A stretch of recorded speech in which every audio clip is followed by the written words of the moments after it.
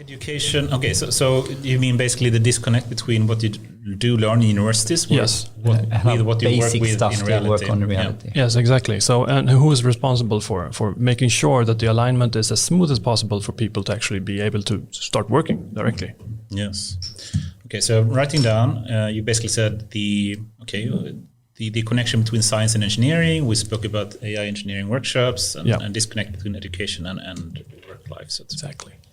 But going back a bit to the PDF, I think, since I actually did a lot of work with this in my PhD as well for 15, 20-ish years ago, and trying to see, how we really can take information that is written in like unstructured or semi-structured way, like semi-structured would be web pages or documents or PDF documents. Yeah.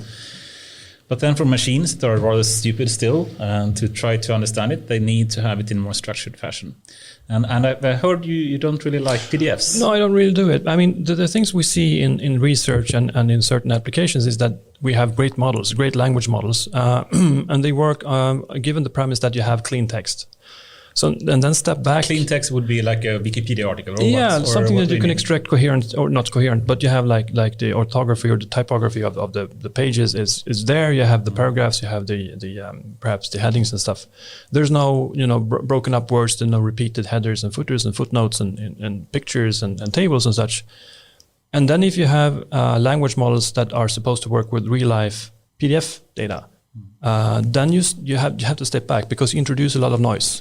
I'm not sure how much noise, but there is noise, and then you have to counter that somewhere. So you will actually degenerate the performance of the model just by having dirty text. Let's call it dirty text. And dirty, you mean basically that we have this kind of semi-structured information about this is a header or this is a table, yes. Or what do you mean with like if you take a PDF and you convert it to text some way, and then you look at the text, then you will see that there are certain artifacts that you cannot easily isolate, that this is because of this particular PDF producer or anything, but typically you have the page numbering, or you have like a sentence is split across pages, and then you have a sentence, and then you have a hyphen, then you have a number of the page, and then you have the header of the next page, and then you have the sentence continuing. And if you have this for 100 times in a document, it will affect information that's in there. So what do you think the right solution for that is? Is to get away of PDFs? No, unfortunately, I don't think we can do that. You said how many billions of PDFs was published last year?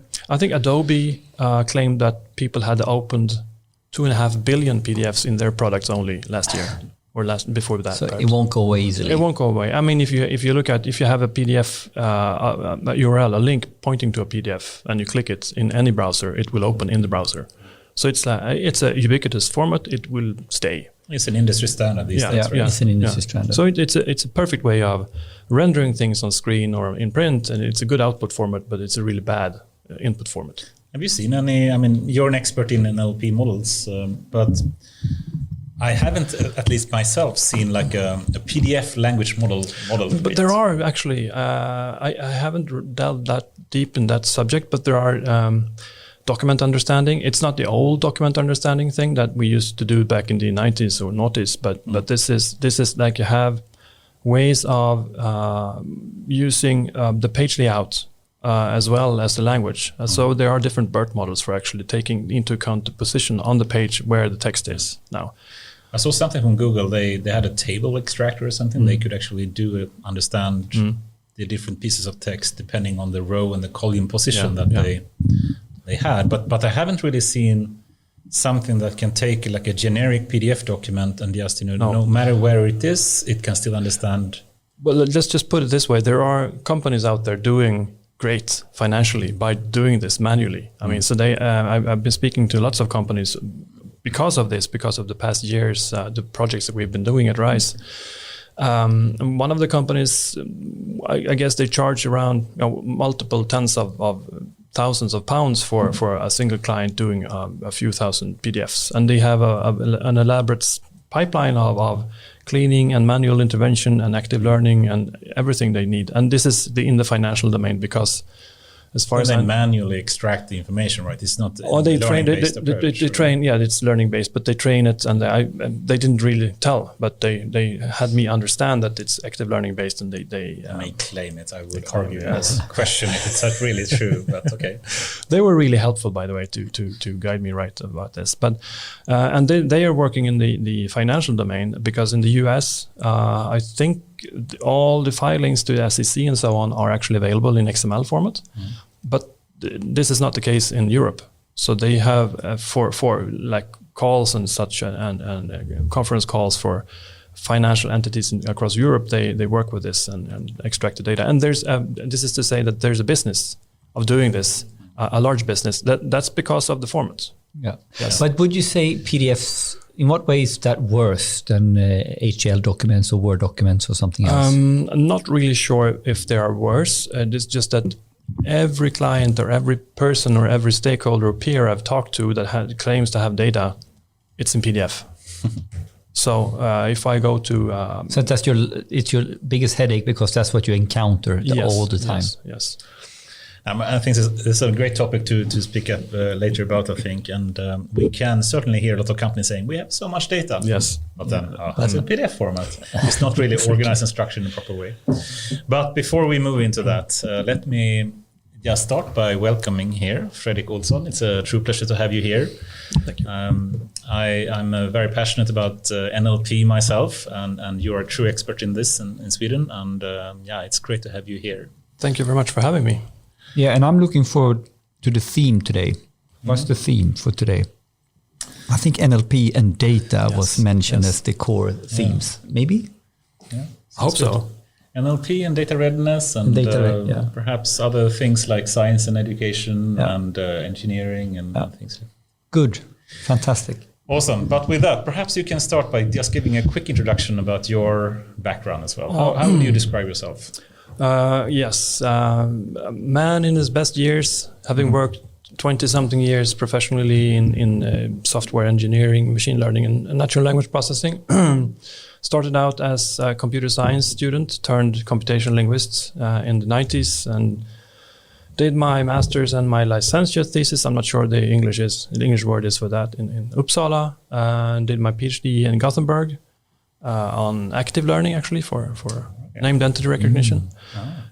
Some 12 or 13 we need to explore that one. Yeah. I mean, let's also uncouple that a bit for people that don't know what active learning or named entity recognition is.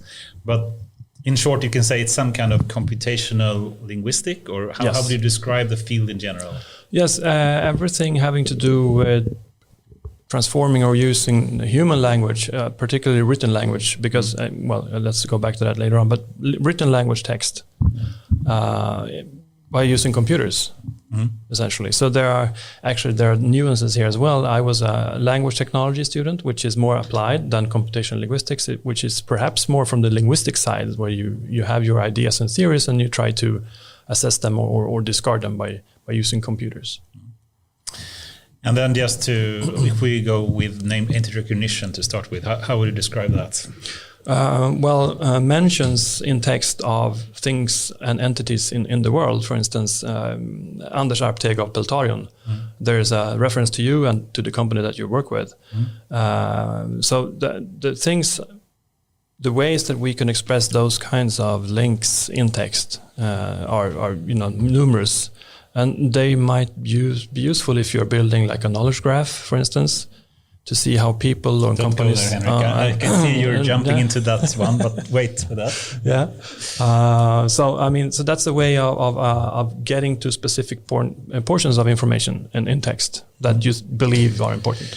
But you as well as me, have worked with NLP far before deep learning became popular and revolutionized, how we can work with text, and all these kind of traditional techniques like stemming or co-reference resolutions or whatever kind of technique you made use of. Do you think we know they're going away a bit, right?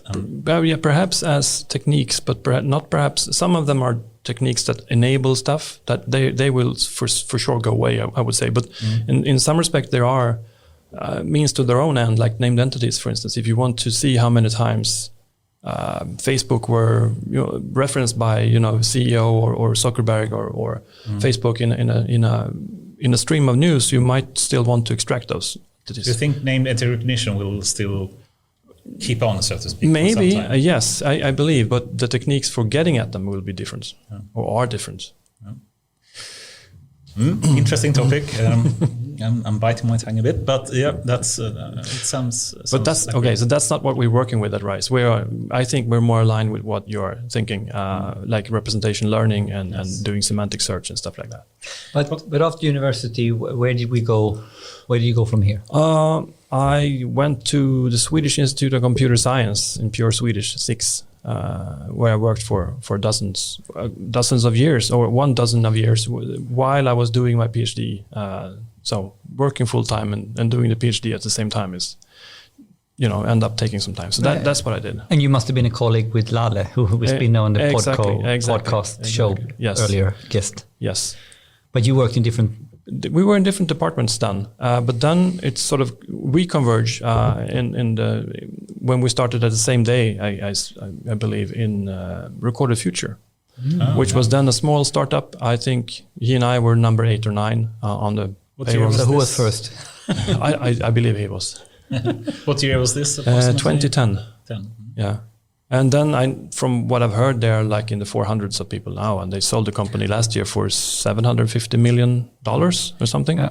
And if you were to describe what Recorded Future does, what we did back then, I think back then was different from what they're doing right now. Yeah. So they pivoted in a successful way, I would say.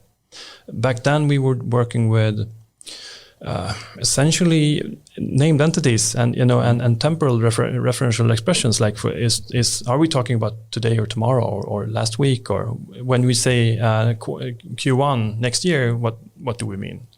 And they did like a big database of this, so you could essentially query the database and like this, let me know about any rumored IPOs in Southeast Asia in Q2 next year, and they would have that information. But now they're working. That was about the time when I left them. But now, as far as I understand, they're working more with threats and threat intelligence. Yeah, that's a big budget for that, for sure, and it's certainly needed these days. No question about that. But you also moved into Gavagai, right? Yes. And how did that happen? Can you just describe the history there a bit? Yes, Magnus Ahlgren and Jussi Karlgren started the company Gavagai in 2008, I think, 2008. And then they hired me and two of our former colleagues in 2010, I think.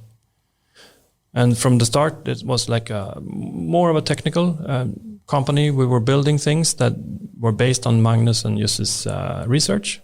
It was actually embeddings before embeddings were cool, and it was so long ago. So MapReduce wasn't a thing back then. So we rolled our own thing,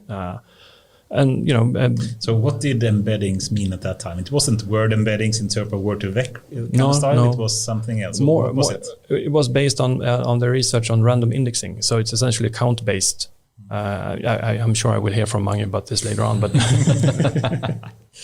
a count-based method for actually getting embeddings from random seeds of words.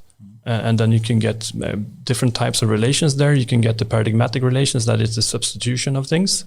So you could get synonymity and antonymity, words that mean the same. And you can also get the syntagmatic relations, like things that are following, and that we could use for different things. And what was the main applications or use cases? The first use case is quite different from what they or we are actually doing now, because I'm still a part of the company. The first one was social media monitoring. So my responsibility was to find data providers, get the data integrated into our system, and make sure we had a steady flow of tweets and blog posts and news and such. So I think at the peak we processed, I think, around 10 to 20 million social media posts per day. And who was the typical customer, and for what purpose? Well, mostly to keep track on like brands. If people are talking, because on this as well, we built sentiment analysis. I was thinking about that. Yeah. So it turns out that sentiment analysis is not something you can actually act on. I mean, you can say you can see you have a timeline and you have your brand, and suddenly the negativity goes up. Well, why? What does it mean?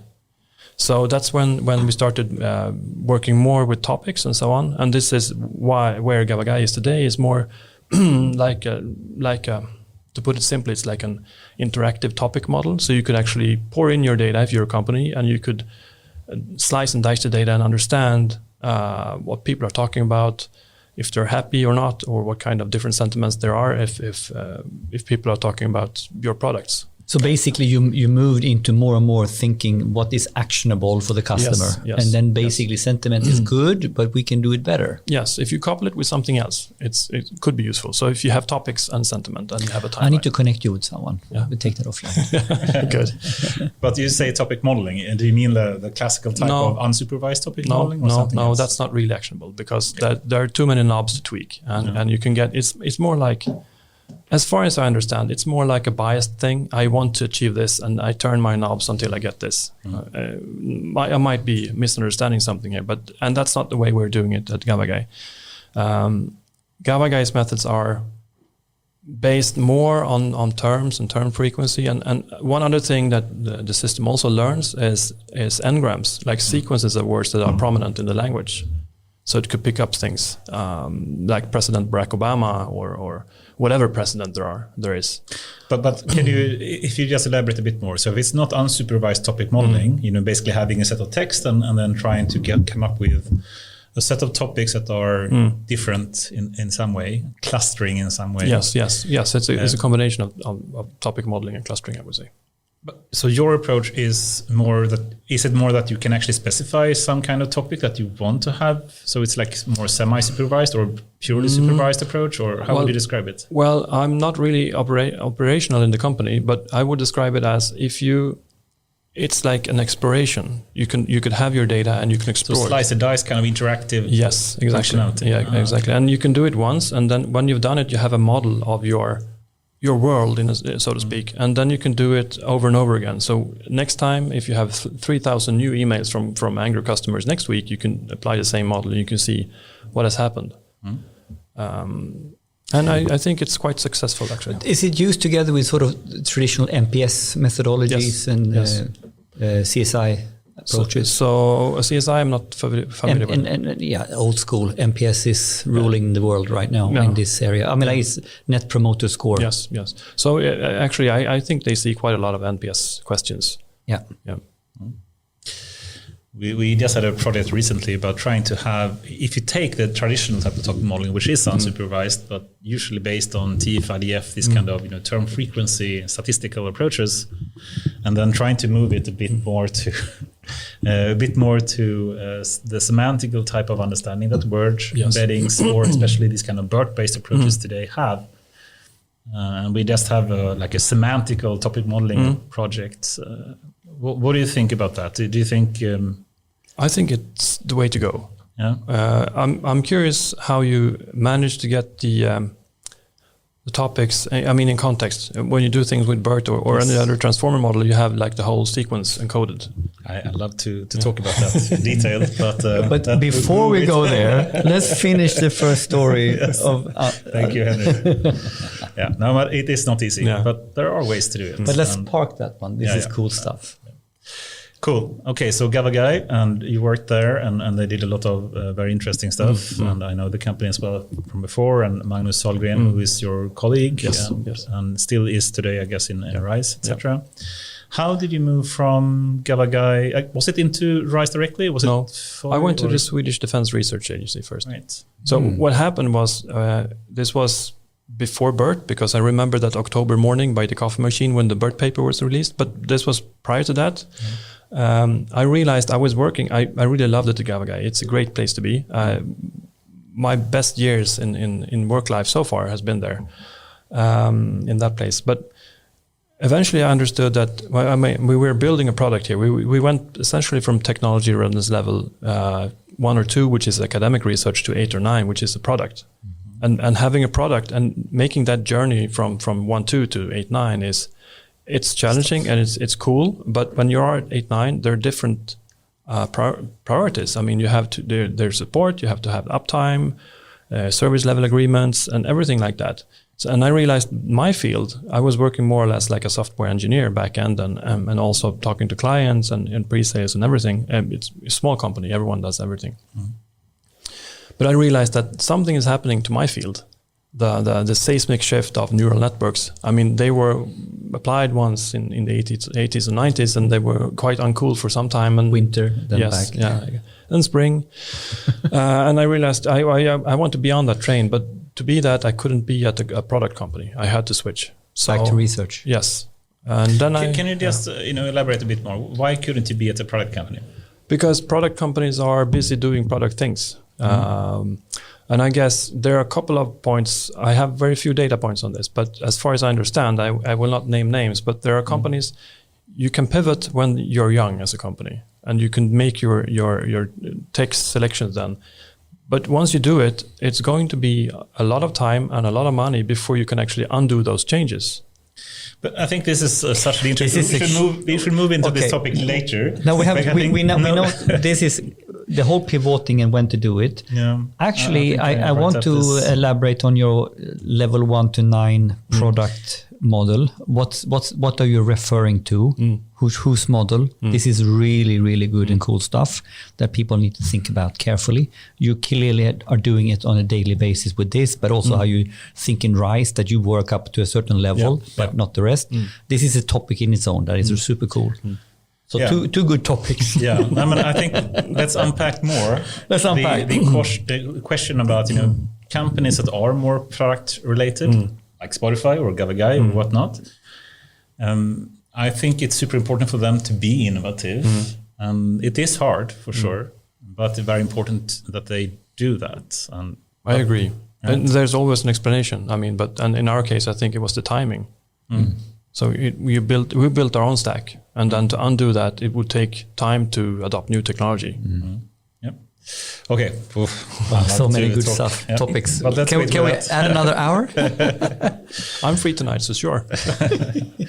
Okay, so Gavagai, but then you move into the Swedish Defense Agency, I guess we can call it. And can you just talk a bit about that, or is it all secret, or how much? It's not really secret. It's a cool place. They do research for the purpose of keeping Sweden safe, in a sense. Yeah. Different areas, and the particular area I was working in had to do with textual information. So I did one job where we looked at how people online in different forums like Flashback and such talked about journalists, in what way, if there were derogatory comments or hateful comments and such, and we quantify that in some way and put out a report to sort of shed light on that. And problem. To what purpose? I mean, why do you understand if they talked about journalists in some way? Well, this particular project was actually commissioned by one of the organizations that sort of helps journalists, and it is also, of course, for democracy and being able to speak up and not be afraid. And one way of actually putting a light on it is to measure it,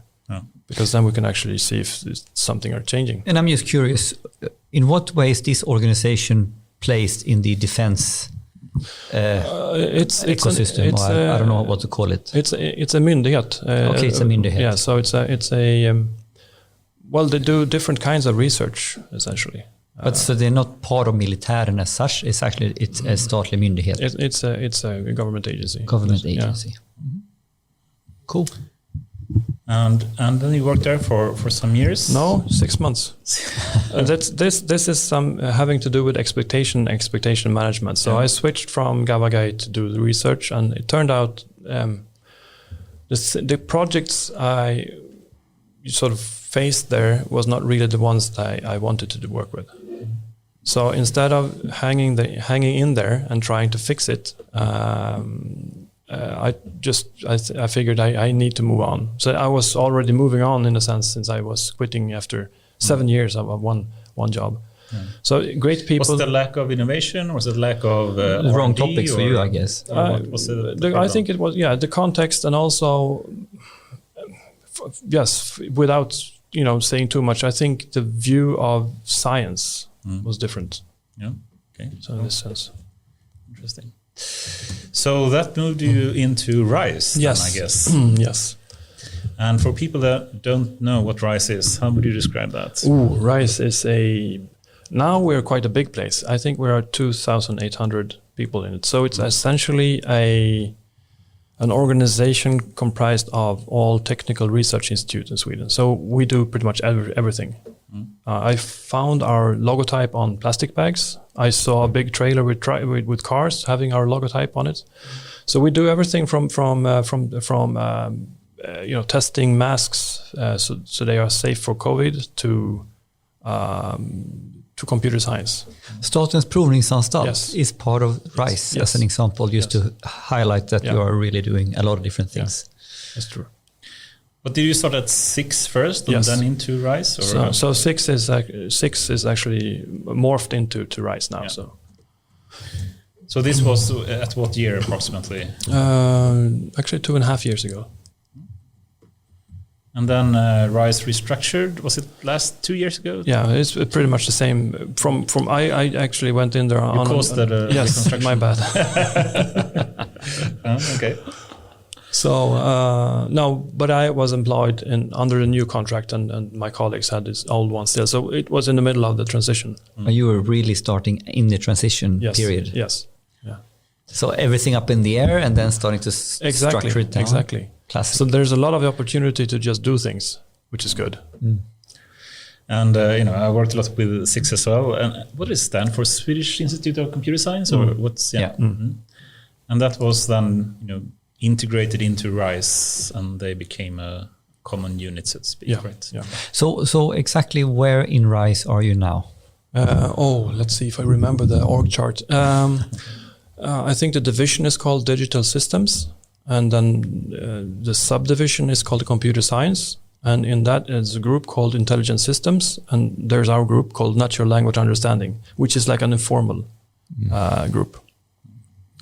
And you call it natural language understanding instead of processing? Is that a point to that? Or? Yes. Can you describe the differences? No. Yeah. Well, it is in a sense. I mean, natural language processing is like a larger scope. You could do named entities, for instance, there, but the understanding part is more. Since there's Magnus Sahlgren who's leading the group, and he's also has a degree in philosophy, so he's really keen on the language philosophy thing and actually trying things out in models. So I think it's from there actually it stems. So it's more like representation learning and getting these magnificent models to do things that we barely believe are possible. So it's more about that, and then trying to use that, because since RISE is an applied research institute, we essentially have 2 interfaces towards our clients. One is research and one is innovation. And if you work in innovation, you take the things we do in research, in natural language understanding, and then you apply it to whatever information needs or use cases they have. So when you say that this piece of RISE, you can actually commission RISE as a consultant, like you would go to any other type of industry consultancy. Yes. That's pretty much how we work. Everything is project based. So we who are researchers, we have our ideas, what we want to do. And I think we are 7 or 8 in our group right now, and we have our ideas, and we find peers that are having the same matching problems or research agendas, and then we work with them. Like Peltarin, for instance, we have lots of things in common, I think, given the projects we have. And for people that still don't really understand, like RISE is a research institute by definition, but universities are as well moving, I would argue, at least towards more and more applied research in some way. If you were to try to still describe the differences between working as a researcher in your university compared to RISE, what would you say the difference is? Well, maybe if you're in a university, maybe you have the opportunity to think more freely and, open spaces, think about interesting stuff, and then you do things that is not really useful until someone else comes up with this other thing in 20 years, and then you can merge them and do something. RISE is more applied, so you don't have that horizon. Everything is guided by the needs. The purpose of RISE is to be some catalyst for Sweden in digitization and in AI and machine learning in our case. So we really have to have like a stakeholder that's willing to accept some things down the road, maybe 2 or 3 years ago. Or way like the language model Swebert project, where we are building a language model for Swedish, and then try to deploy it to whoever wants to use it. That's a research project which has as goal to actually build something that we could be picked up by industry. And I think we should have that as a separate topic about Swebert and speak a bit more about what we do there, because it's a big and very important It's an important initiative. But still, I'm really trying to think, how I should phrase this properly. I've been in universities as well after a PhD and worked as a researcher in university as well. And there are pros and cons, of course, in working, for one in industry completely and in academia completely, or in research institutes completely. There are pros and cons with each. How should I phrase this properly? How do you see the pros and cons? They should be. Thank you. They should be complementary, I think, the pros and cons. Well, okay, let me phrase it like this. Yes. There is one thing, what universities are today and how it works and how you have to apply for funding all the time to get the research grants you need to do the work you need. But in your view, what would be the best way to say that this is what the universities should do? This is the way RISE should do. This is the way industry should do research. Wow, I don't know. I can't answer that. It's been so long since I was at the university. From what I see from within RISE, which is of course ridden with confirmation bias, is that we are doing the right thing. We have peers that are keen on what we're doing. We are constantly doing improvements or changes to what we actually do and what our research, to sort of accommodate. There's a push and pull. Like they say they want this, and we try to fix this, and we tell them you should look at this in this direction. So there's a healthy dialogue. Yes, I think so. Bottom line, you can stretch them, but then they can pull you back. This is what we need now. Yeah, but you should think about this, and this is a constant dialogue. And I think right now in our field, for an NLP and so on, there's a need for education. People or organizations need to be aware of what they should ask for and what they could do and what couldn't do. The art of possible. They don't know. No, exactly. I think this is a great segue into potentially the next topic. And unless we have some other part of the career part that you're in, you're in RISE now and you're working with NLP and you're you're a senior research scientist, right? Yeah. So the last question is, what are you working on right now? What's your daily job all about at RISE? Oh, my daily job is to juggle meetings in Zoom, Teams, and Google Hangouts. Welcome to the club, yeah. Well, but there's a mixture of projects. I am heavy on the innovation project side, so I'm working with together with clients. Yes, exactly. Clients, so, and 2 of them are actually with agencies that are. If we translate this to English, it's commence your AI journey. So it's they have received funding from Vinnova to start with small projects to get going. This first few steps on their AI startup frame, approach. Yeah, exactly, and this is for there were actually 2 different calls. One of them were for commercial entities, and one is for public agencies. So this is for public agencies, and then there's two kinds of goals in each project. One is to do something for them with their data and their needs, and the other one is to help them get educated. And typically, do you then, based on this Vinnova call, we have Daniel from Vinnova, so we have explained the call. Yeah. But based on this call now, is this basically where, let's say, the public sector, an agency together with RISE is answering on the call and gets funding from Vinnova to work on a get started with AI project? Exactly. And RISE is one part of it. It could be other actors as well doing it. So I work quite a lot with that, and we have some other agencies that we work with. And there's also new things coming in all the time. So lots with clients and Cool. And I know you can speak about specific details, but let's move into this topic. And you touched upon this a number of times. And speaking about product companies and innovation and things like that, perhaps we can name the topic industrial versus academic research in some way. That's interesting. Yes. And if I just unpack it a bit and you give some context, we can see that especially in AI, it's been a rather strong trend in recent 5-10 years to see that, especially in China and US, that people have been moving and there's been like a brain drain from academia into industry. And the majority of research today in AI, at least, is coming from the tech giants. It's from the Google and the Facebook and the Amazons and the Microsofts and Apples of the world and Chinese companies and so forth. And we still have, of course, the universities, but they are, challenged by this big brain drain that is happening and the big salaries that the big tech giants can give them and industrial or academic universities cannot. So for one, let me start with the question a bit. Would you agree with that the brain drain is happening, in especially US, I guess, and that is a problem? I think it's happening.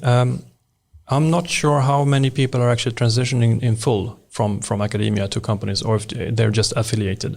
What I've heard, I listen to podcasts. Not all of them are true. This one is, but what I've heard is that the big companies are actually claiming people. They pay them salaries to have their name on their rooster, just to prevent boost their and to prevent other companies from doing it. So they're like, I pay for your professorship or whatever. So there is a brain drain. I don't think it's good in the long run, because what they're doing is clearly not beneficial to society. If you look at Facebook and different, that's a strong statement, though. Clearly not beneficial for society. But is it? I mean, what's happening? Would we have had this crisis or even in a context like the pandemic, people are arguing whether things are true or not. Where there is you have science and you can believe it, and they have their own facts. I mean, where does it come from? Okay, let's have this topic later. Okay, what would happen with and without Facebook? I think that's an interesting topic. Let's circle back to research, industry versus academic. How would you approach that topic? Let's start from. What's your fly-in to that topic? If you do the fly-in. Not really sure. I mean, we as researchers most often want the society to benefit from our research, I guess. But then again, if you find yourself optimizing for algorithms for ranking for ads, for instance, and ad clicks, it might not be a good thing. On the other hand, it might be so that the work you're doing on this particular optimization problem actually helps something else, like drug discovery. You never know. So I think there has to be a healthy cooperation between academics and commercial entities. Yeah, I mean, we've had the conversation before. I mean, the classic quote, who it is you can name, is academic research in AI at all useful, or is it a waste of space? When we start, publishing papers to hit another metric of a test set. But that's a bit different topic, because I think academia is doing it even more than industry, I would say, in that sense. It's Jeffrey Howard and the previous president of Kaggle and now founder of Fast AI, etc. But if we just think about research in industry versus academia, and we can say that at least a lot of brain drain is happening, and especially in AI, and we can see research is working in some way for big tech giants, but most other product companies, not so much.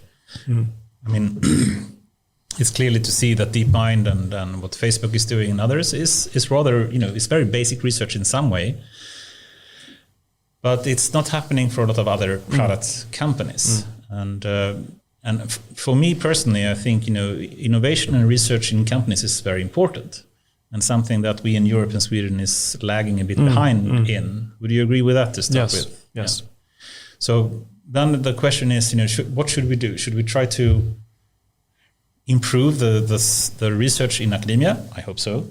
But I think the bigger need perhaps is to improve research in industry. Would you agree? I think there has to be an exchange of there should be the same people in academia and commercial entities. Well, the same collaborative. You go back and forth. I mean, you shouldn't be in the same company. Or you shouldn't be in academia only perhaps forever. So maybe you had to have different views. I mean, we are only so many people doing this, and in 10 years' time there will be something else than AI that's more pressing. I don't know, gene editing or whatever. So I think there has to be an exchange of experience between research and academia, commercial research and academic research. And I think one of the things that is differing is the focus and the definition of done. So what you deliver in a company is something else. It's usually something that is going on over time. You have to repeat. I mean, you don't really have a happy customer until the second invoice is paid. I mean, they have to be repeated and stuff like that. And that you're freed from doing that in academic research because you do it once. But don't you think you can do that in industry though? Still? Yeah, maybe. But I mean, okay. So let's have it at the focus of industry because you have something that you work for. It's a domain. It's a fundamental problem that is relevant for your P&L. Yeah. And I guess it moved back to one of the topics you said before, what's the difference between science and engineering in some way? And can you do science in industry? Obviously, you can do science in academia, no question about that. Then you can ask, I guess, can you do engineering in academia? It's a bit harder, perhaps. But still, do you have a favorite definition of what is science, what is engineering? Science is what I do, and engineering is what people have to do to make my science work. Maybe I don't know. That's arrogant, but I mean, the reason I brought up this distinction is because I don't like it.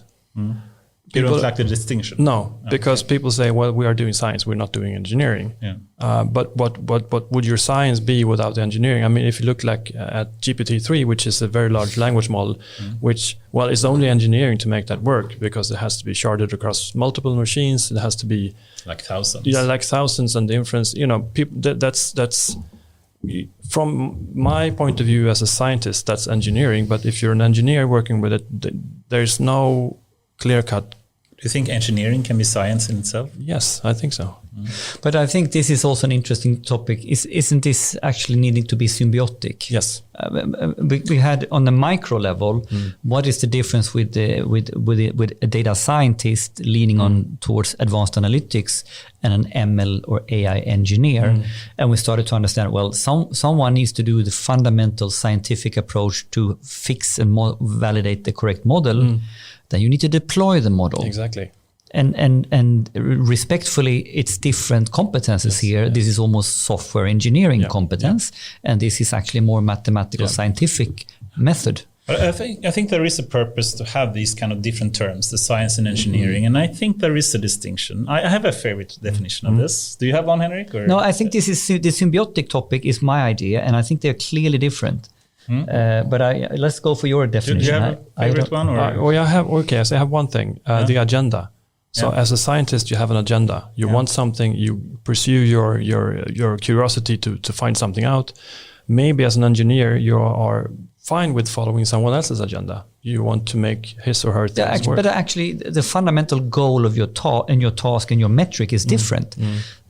If I take the data scientist, can you optimize and validate what is the optimal model for this? Where the engineer will be, how do I code that model in the most beautiful, efficient way to deploy it? Yeah. But I'm not really here to do the core modeling. That is someone else's job. Yeah. So for me, this is distinctly two different goals. Oh, that's true. That's true. So let's hear your definition. Yeah, I like short and very concise. Yeah, this is that's not me, but sorry. But there's clearly an overlap, no question about that. But I think the one big difference is the purpose. Yeah. So the purpose for science is to build knowledge, the learning aspect, the building knowledge purpose.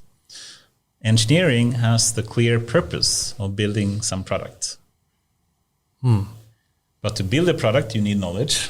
And to build knowledge, you need products. So there is an overlap. But the big distinction, I would argue, is the purpose. But could we substitute product for system? Then I would be fine, because it's not always product. I mean, if you look at but the product can be a system, I guess. But this is knowledge. This is the optimum model. But how do I put that in operation or production product? But system is another way of putting something into use. Maybe the engineer puts stuff to use. You hook his product, because there's different ways of defining. So, I kind of like the idea. Yeah. I like the definition of it. And I think the things we're talking about, engineers and science, are long established terms. But now we're looking at MLOps, AIOps, DevOps. Exactly like and this, right? These are terms or job titles that didn't exist 4 or 5 years ago. So I'm reading a book. I don't remember the name exactly. It's something with design patterns for machine learning. There's actually a book on it. Says, well, here's the different roles, and there's a nice graph of that. And it says that if you're a scientist, this book is not for you. So it's actually, how do you do feature engineering? How do you do rolling deployment? How do you do? So I think there are 30 recipes on. It's a Google book. But it's an engineering book. More or less, yeah. Me as a more or less scientist, I really enjoy reading it and see, okay, so this is what you can do. This is how you can represent, And this topic, of course, we can do this in a philosophical way, but it is actually a huge topic if you go to a large traditional enterprise that are trying to recruit and balance a team and try to understand what they really need to hire. Because ultimately, if you hire the data scientist, he's here to figure out which model is the optimum model and validate and have that reliable and all that. And maybe they need one of those guys, but they kind of need more engineers or something like that. And they don't really understand the distinction of this. So I think this is quite important when you start thinking about going this journey and scaling this and operationalizing AI to understand the difference. So what if we try to close this topic a bit, but what's the utopian kind of future where we have industrial and I hope academic research working in harmony in some way? Where do you see the biggest investments that we need to do if you were to speak to some politician, for example, and say, we need to fix this to make Swedish research in general work better? Wow, I think, how should I put this? Someone dropped the ball in the government, looking at how WASP, the Wallenberg Foundation, is actually funding the biggest leap into AI in Sweden. It's a private entity. It's not the government. Yeah. So I think they dropped it.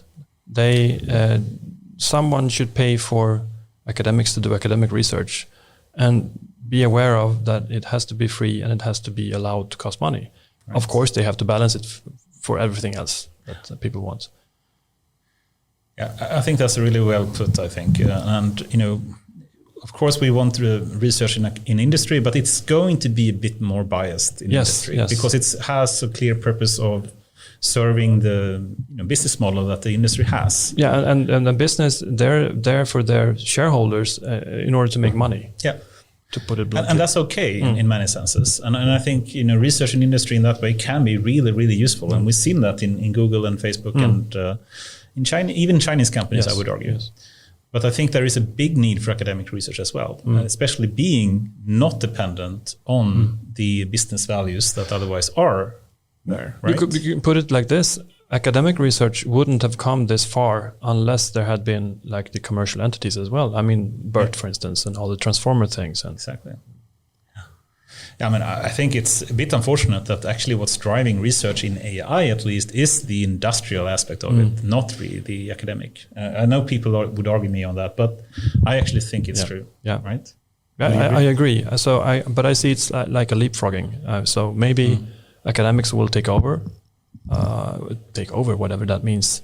But they had now the industry leapfrogged, and now gearing up, and then we hope the academia will take the next leapfrog.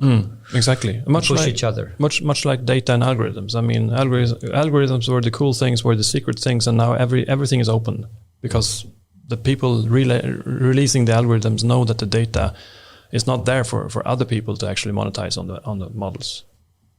So cool. Let's take another topic here, and I'm eager to jump to one of the statements you made that Facebook is hurtful in many ways. Yes. But let's try to keep it a bit short, I think, because I would like to move it to Swebert as well and speak a bit longer about that. But and he did a segue to data, but we didn't pick up on that. I tried. I have it in my list. I know. No worries. I felt it. I felt it. No worries. Okay, so you said something about Facebook and what was your? Can you just repeat? What are your thinking about Facebook and how that has impacted research or society? No, but it's Facebook as a proxy for social media. Okay, social media in general. In general, and I think there are good things obviously, and there are bad things. And I think what we see in the news and what we experience might be the bad things. And this is the polarization between people and the filterbubblan, exactly. And the things that we don't understand. Yeah, I mean, we are in our bubbles and we don't understand the people outside the bubble, and that's the problem. And we're not really humble about it.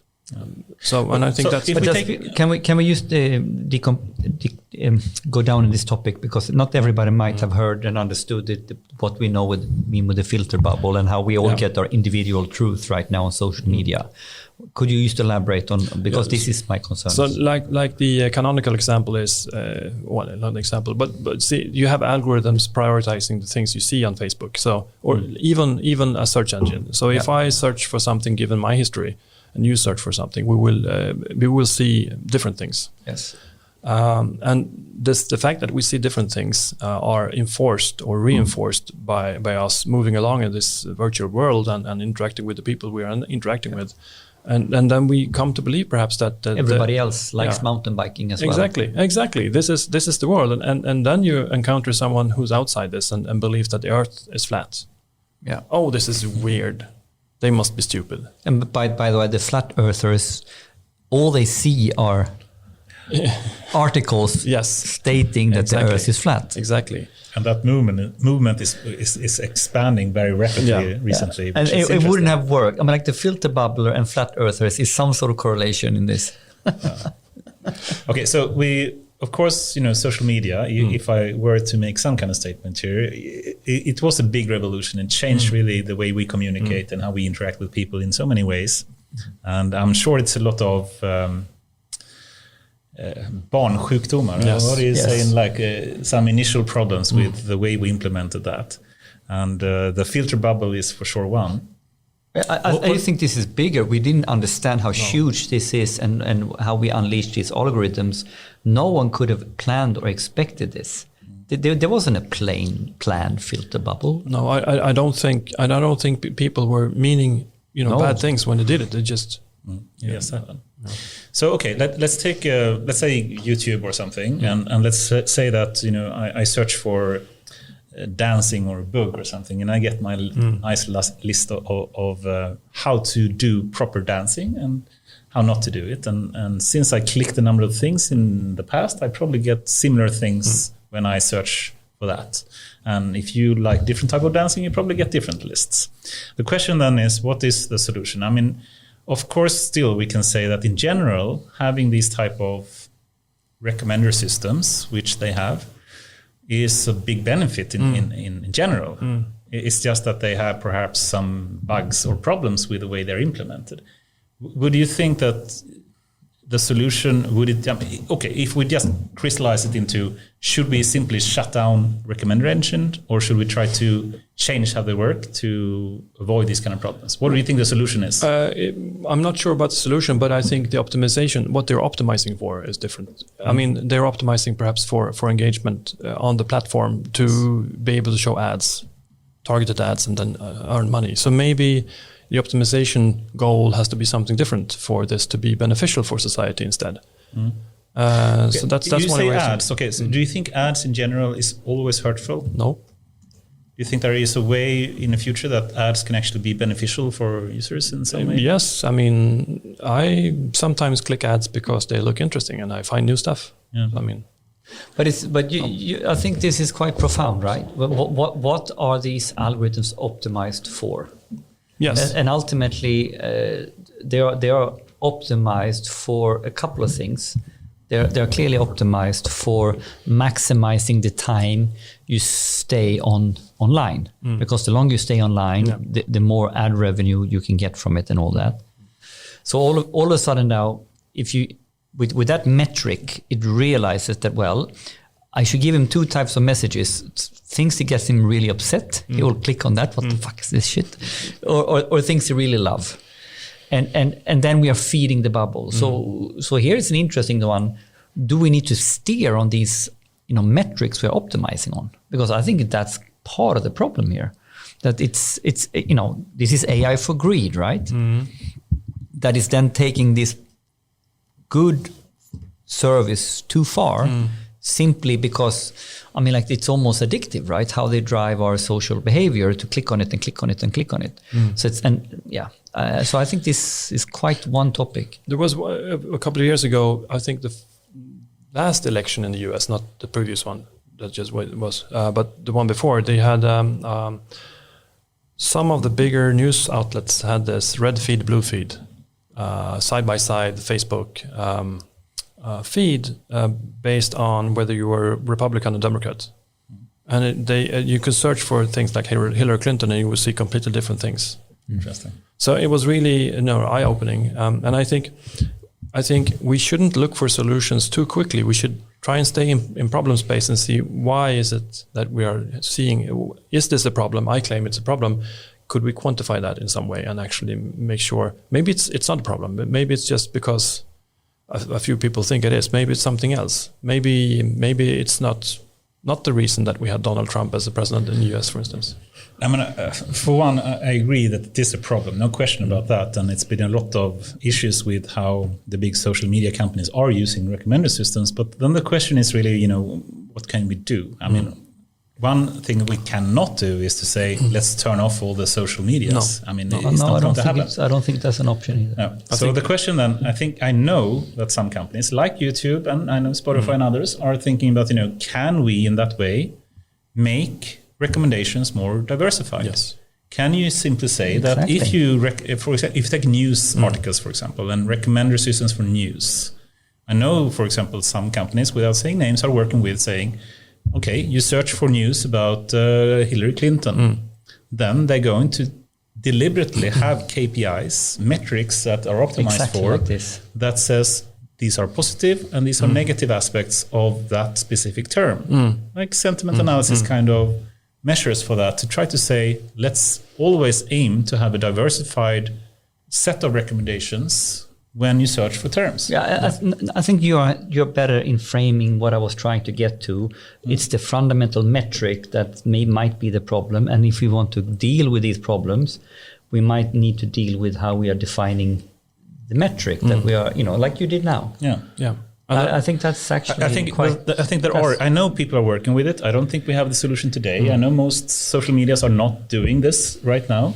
But I think there are ways to do it. And even this could be regulated even to some point. Sure. I also think it's a matter of non-technical solutions. Look at the kids today. They in school pretty early. They have courses on how to be, think for themselves and question news items. And if you look at different studies I've seen, the people, the age segment that are most prone to fall for these kind of things, they are the older people, like my parents and that generation. So I think this might be a passing thing. But this is also a really good angle. I have my 12-year-old. He has his book reading in Svenska, and what is he reading? Critical thinking on internet. Yes, really. Yes, 12 years old. I got blown away. Yeah. Right? Yeah, that's awesome. This was internet trolling and how to act. So he was so they were using books to educate them on internet behavior, and I think that's part of the solution. Yes, that we are more critically. How do we get away from this fake news? Right? If we're all critical around it, and we start looking at sources in a different way, and I think the generation like 12 years old. It's pretty cool. Exactly. So there's a multifaceted angle to a problem like this. Absolutely. That's a good ending on that one, I think. Awesome. But we need to talk about NLP and we need to talk about data, guys. And time flies. So at least those two. We promised that as key themes. Let's move into NLP then. And perhaps we should move into the Swebert project. And that's an interesting one. And Swebert formally is the Swedish language model for Swedish authorities project. It's a big one where RISE is involved and Peltarion and a number of Swedish authorities. Like the tax authority and the employment agency. And so I asked a stupid question. What is Swebert? Yeah, perhaps you like to give your description. Okay. So there is this neural architecture, a model for learning things called a transformer. That sort of morphed into something a bit different called BERT, which I think the name BERT is from Sesame Street, and it was because the best model before that was Elmo. So now they call it Muppetware. Anyway, so I haven't heard that actually. That's so good. That's really funny. So and who Google, right? Yeah, Google did this. And too much fun at work. That's where I have exactly. To and they, from what I heard, this is actually more of an engineering effort than a science effort. That's the rumor about BERT. Anyways, it's for English originally, but we perhaps need to do this in Swedish for Swedish for the Swedish society, and it requires some power in terms of computation and in terms of data and such. So perhaps I think the idea was that maybe no one singular commercial entity should do this, but maybe like the state should sponsor this, and we had a consortium with RISE and Peltarion and others to actually build models like this, and a key player in this is Kungliga Biblioteket, the Swedish National Library, because they have all the data. A lot of data, all the data, but a lot of data. But so there's the most Swedish data, I think. But there's for the uninitiated, there is a lot of unpacking here. We're talking about transformers, we're talking about language models, we're talking about using transformers to create BERT, which is a language model.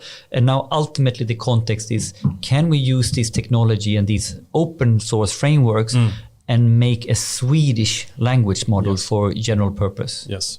I would rephrase it as, can we make this language model work for Swedish as good as possible? Yes. Okay. Yes, I know where you go with this. I don't. Now this was good because I don't understand the difference what you said to what I said, but there is a distinction. I think we can move into this topic. So the topic then would be monolingual versus multilingual models. Nice. That's a nice segue. Yeah. Cool. But before we go there, this is all NLP but different facets. I love it. Yeah. Okay. But I think I really like this project in general. It's a 3-year project. It's financed by Vinnova and then in-kind from the companies and partners that are part of it. And I also like actually that the public sector is so heavily involved. And I also must give some praise to the agencies that we do have in Sweden that are surprisingly innovative, I must say. And are able to work with the latest type of AI in ways that is a bit surprising to me, actually. And it's really in a positive way. So I'm really happy for that.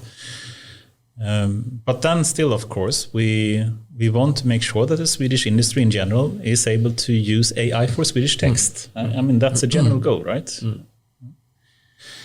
And then we have a number of, should we move into the contrastive tension as an example perhaps, or do you think that's a good topic?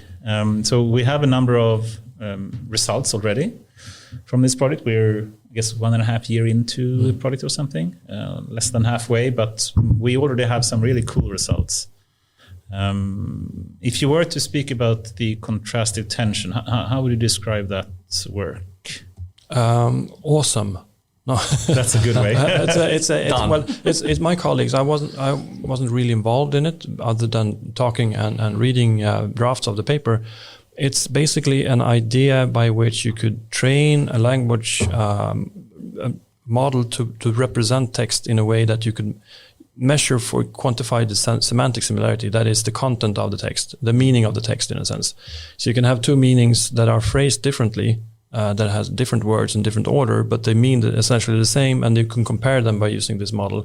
There are many different models by which you can do this, but this in particular is trained in something called an unsupervised way.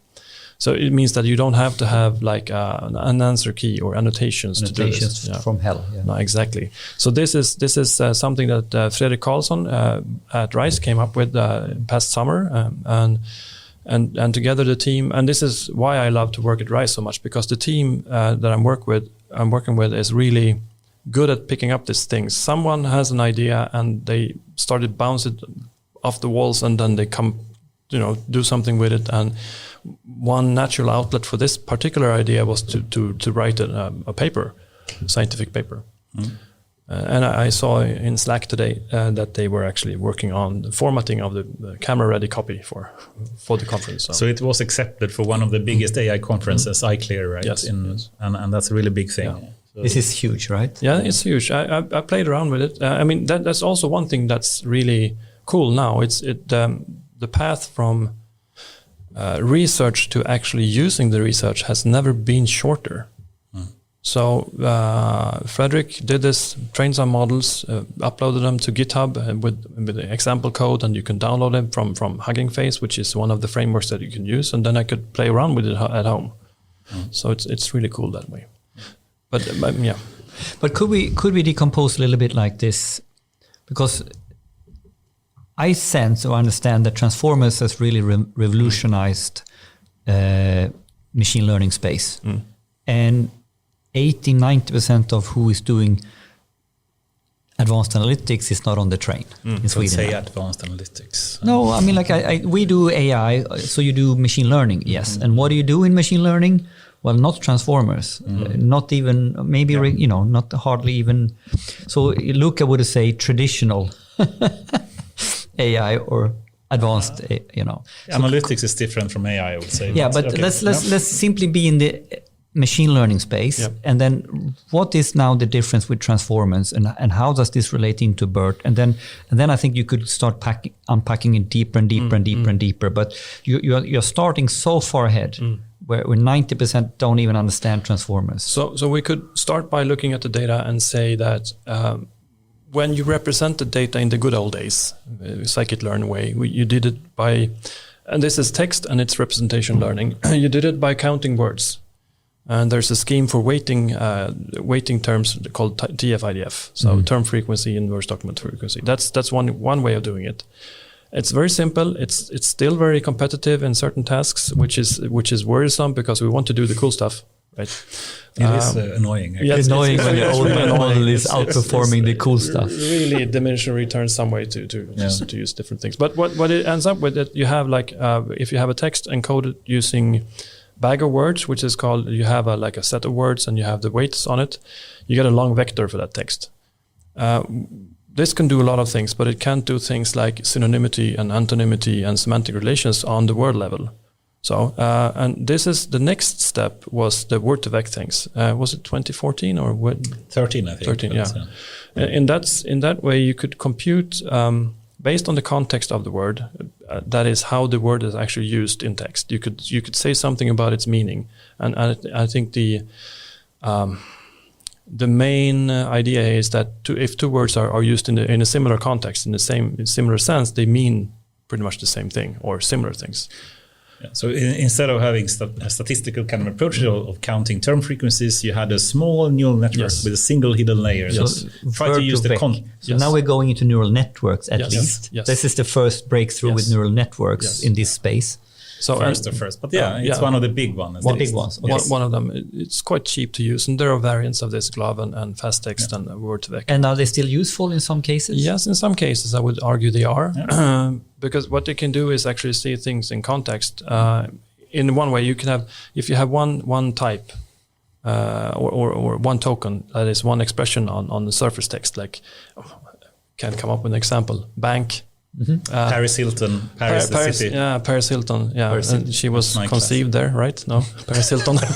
Yeah. So can you distinguish between a person and a city? Oh no, you can't. You can't really do it. If you have like orange and orange, you have the fruit and the telecom company. What is it with telecom companies and bad naming? By the way, Apple. Apple. But Apple. If you talk about Apple on the interwebs, it's usually in plural. You have to say apples.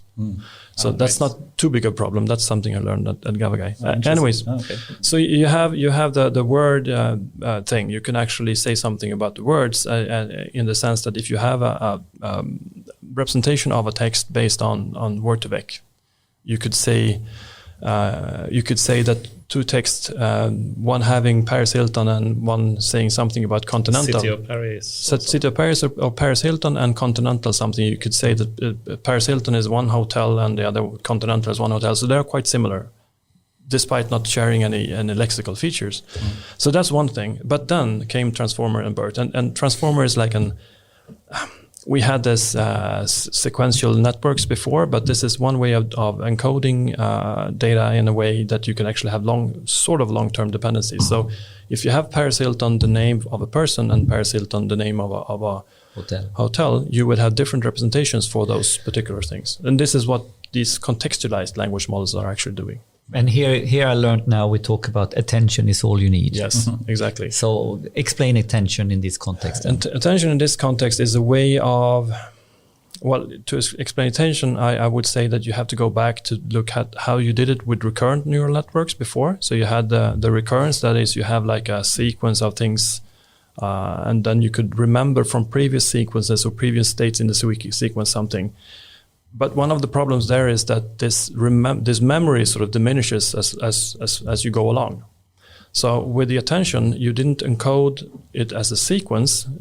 You instead encoded things, put it bluntly, as if I'm a word in a sentence, I have attention on certain other positions because this is what means something to me. And these attention masks are also learned from the data. Perhaps so it's something about the words in a context and the attention of what has been in the sentence before. It means that the logic should be around this. Yes. Something like that. So and these are, if you think of it in ways that you can actually imagine, these are too small. I mean, these are so big, the networks, and there are so many parameters. Yeah. It's like functions that have billions of parameters that you could tweak. Yeah, so MT5 is the new one. Yes. Yeah, I mean, in short, it's a big revolution. And now go nerdy. Now we have introduced the topic to go. Now I want to go to the next level. Yeah, go. Yes. And now we go to the next level. Transformers is not only single language, it's multilingual also, and it's also multimodal. That is, you're not only able to crack the language code, but also images. Yeah, so what's the cool thing with MT5 to what it was done before? What is MT5? So sorry, I'm just stealing it. You go now. Sorry, I don't know shit. Blame yourself. I'm going to speak far too much about this now. But please. But Transformers, of course, from 2017 started as a translation model, and then BERT came and a general classification and regression type of network that was really revolutionized in so many ways, and being able to use pre-training, which was a big thing with BERT. And that has really also changed, that you don't need as much annotated data, which this contrastive tension paper is also really much about. And I think, the normal kind of the thing that we spoke about before, which is what is really the biggest use for AI in industry or for when you really use it in practice, is that, annotating data is really hard. It's easy in academia because you just use academic data sets, but in reality, you don't have that. You don't have annotations, but you have data in some way. Even PDFs, even though it's hard. PDFs. Dirty text. Dirty data. So the question is then really, how can you minimize the amount of annotated data? And I think BERT made a big revolution when it comes to that. Because you have practicality now. It's not just a groomed text set, but it's actually real dirty data, and it can sort of sort it out. And then the T5 paper came out like a year ago, and it actually went back from BERT to the original transformer and generates text. And it seems to actually be a way to just improve performance even more, which is kind of surprising. And then this multilingual approach came like so a couple of months ago. Emmet is multilingual T5. So training on 100 languages at once in a single model, moving it to a more generic model, seems to work surprisingly well. So you can even use something that's trained to do some task like sentiment analysis or question answering or some kind of text classification in English, and then directly apply it to Swedish without training for any Swedish annotated data at all. And how does that concretely work? What is happening under the hood? Oof. I don't know. It's really hard. It's magic. It's magic, and it is. So, is that cool, isn't it? It's really cool, and I think maybe it's not the MT5 paper, but maybe was it XLNet or XLMAR? XLMAR, yeah. Where they showed paper, where they showed that when you have small languages like Swedish, not much data, are actually beneficial or benefited from this multilingual setting, because you could piggyback off the English data, for instance. But because it really sounds crazy that you don't really need any text, and it can sort of sorry chips man, but I mean, like with MT5, how you can pick it up and it can kind of on the fly translate. Let's move into this topic about monolingual. I think we're still into Swebert land here. Yeah. And we want basically to maximize the ability to use AI for Swedish text. That's the end goal in some way. Yeah. And one way to go there is monolingual models, and we've done a lot of really amazing work with that, like contrastive So BERT is a monolingual model. There are both multi and monolingual versions of BERT, I would say. But in Swebert, we have done mainly, I would say, monolingual versions of language models so far. And one of them is the contrastive tension, and another is the KB BERT, and Arbetsförmedlingen, the AF BERT. So KB must be Kungliga Biblioteket BERT. Exactly. Yes.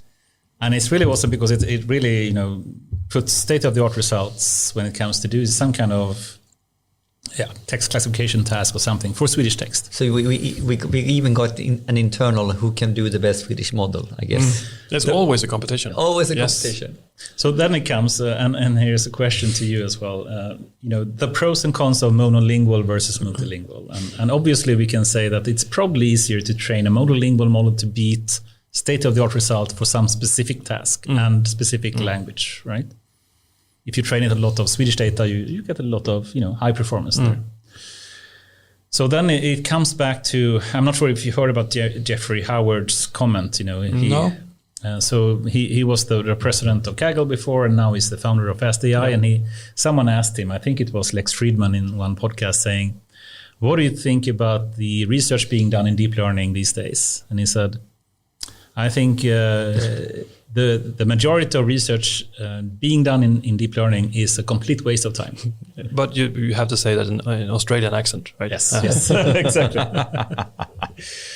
And what he meant is basically, we can see all the big tech giants, especially, and some universities are competing, and even Swedish people in Swebert are competing, saying we can get 0.5 a percentage point higher on this some kind of task. On this sample text. But they don't really consider the practicalities of using it in that way. It still requires you to annotate a lot of data if you want to use models like this. Well, this is what happens if you have a metric as a goal, and then you start optimizing for that metric. Exactly. It's useless. That's back to this topic. Back to this, social media kind of thing. Yes. But it's also the industry and science. What's the metrics? How we want to steer our research could be an interesting angle on this. But let's not go there. Continue. I think we should try to end the Swebert topic here. I think it's really awesome that we actually do have these kind of initiatives in Sweden, and we're able to collaborate with RISE in these kind of ways. But do you see? Can you take the next step with Swebert by going into MT5, explore? In a way, start over, but with a multilingual model. I mean, Swebert is one thing. I think we are using actually different kinds of architectures. So BERT is one, and then there are many others as well. So might be more. Useful for the kind of language that we're using. But going back to the multilingual thing, maybe we should just bring in all the Nordic languages that are pretty similar, and just get more data and get more leverage, perhaps in particular for the smaller Nordic languages. Exactly. I like it. And Perhaps as a final point there, and just moving a bit more. You need to go generally. deeper, guys. You promised me, guys. Don't interrupt me, Henrik. I'm going to go deep now on NLP. Let's go, man. Let's go. I don't mind. But NLP, I would say like this. I started my basic training was I graduated in 97, 98. And in those days, no one actually cared what we did. Oh. It was like, what? And now people are starting to care. And now it matters what we're doing. And with this interest, there are a host of other things coming as well, like transparency, fairness, and all the things, explainability, and all the tricky things that we as engineers and scientists are like, oh, this is awkward. But it's a sign that society and people are ready. Wants to make it robust. Now. Yes, and ready to accept what we can offer. So now they're asking the tricky questions to really start using it. Exactly. So NLP is not just about models and scoring. It's also, I would say, predominantly about using things and actually get acceptance. But if you think about the usability is endless. Yeah. I so many use cases in so many different...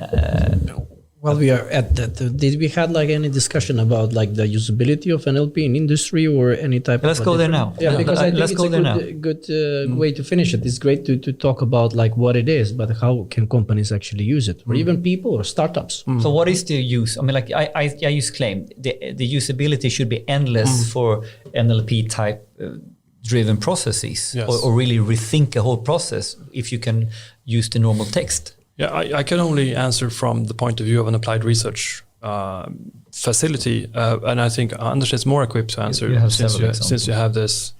You're at a different position, and you're perhaps meeting clients that are more technically adept and know what they're asking for.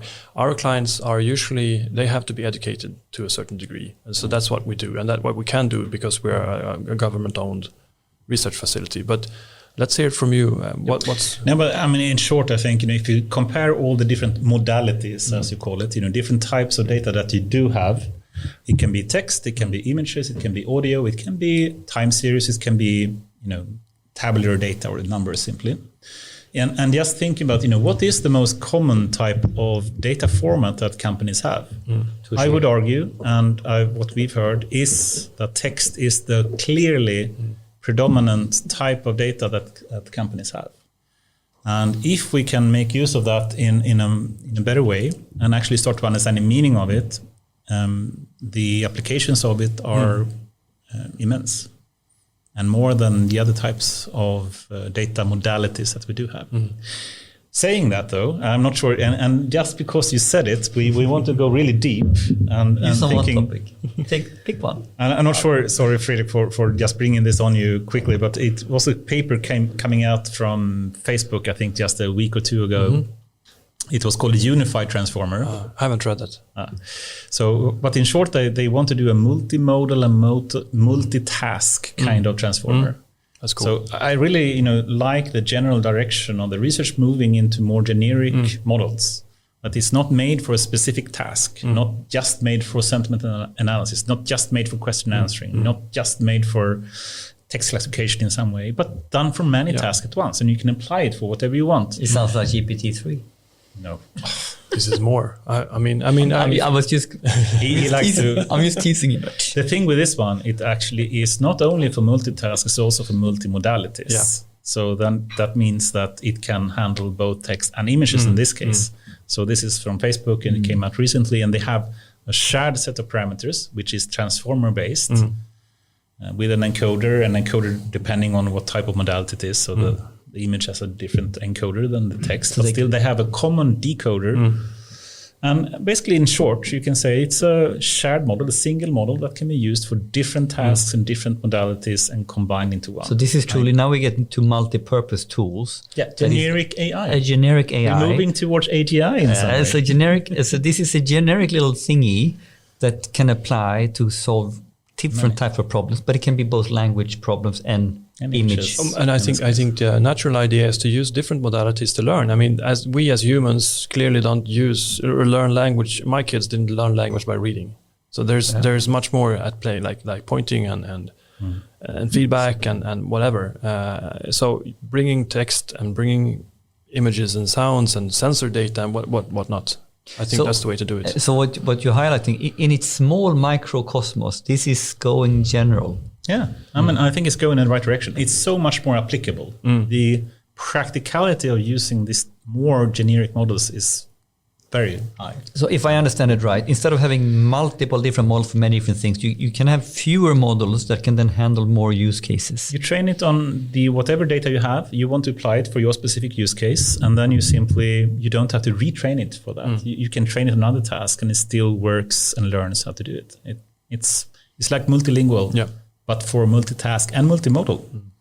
So imagine multilingual, multimodal, multitask, everything in once. All human communication in one model. At some point in time, it will be a human brain, it's a generic human level of intelligence. And this is very, very far away, but it's moving in that direction. And I like it. And so this was a paper the other week from Facebook. Yeah. And do we know why they are working on this particular problem? What are they planning to use it for? How does it fit into their usage? Or is it actually general research?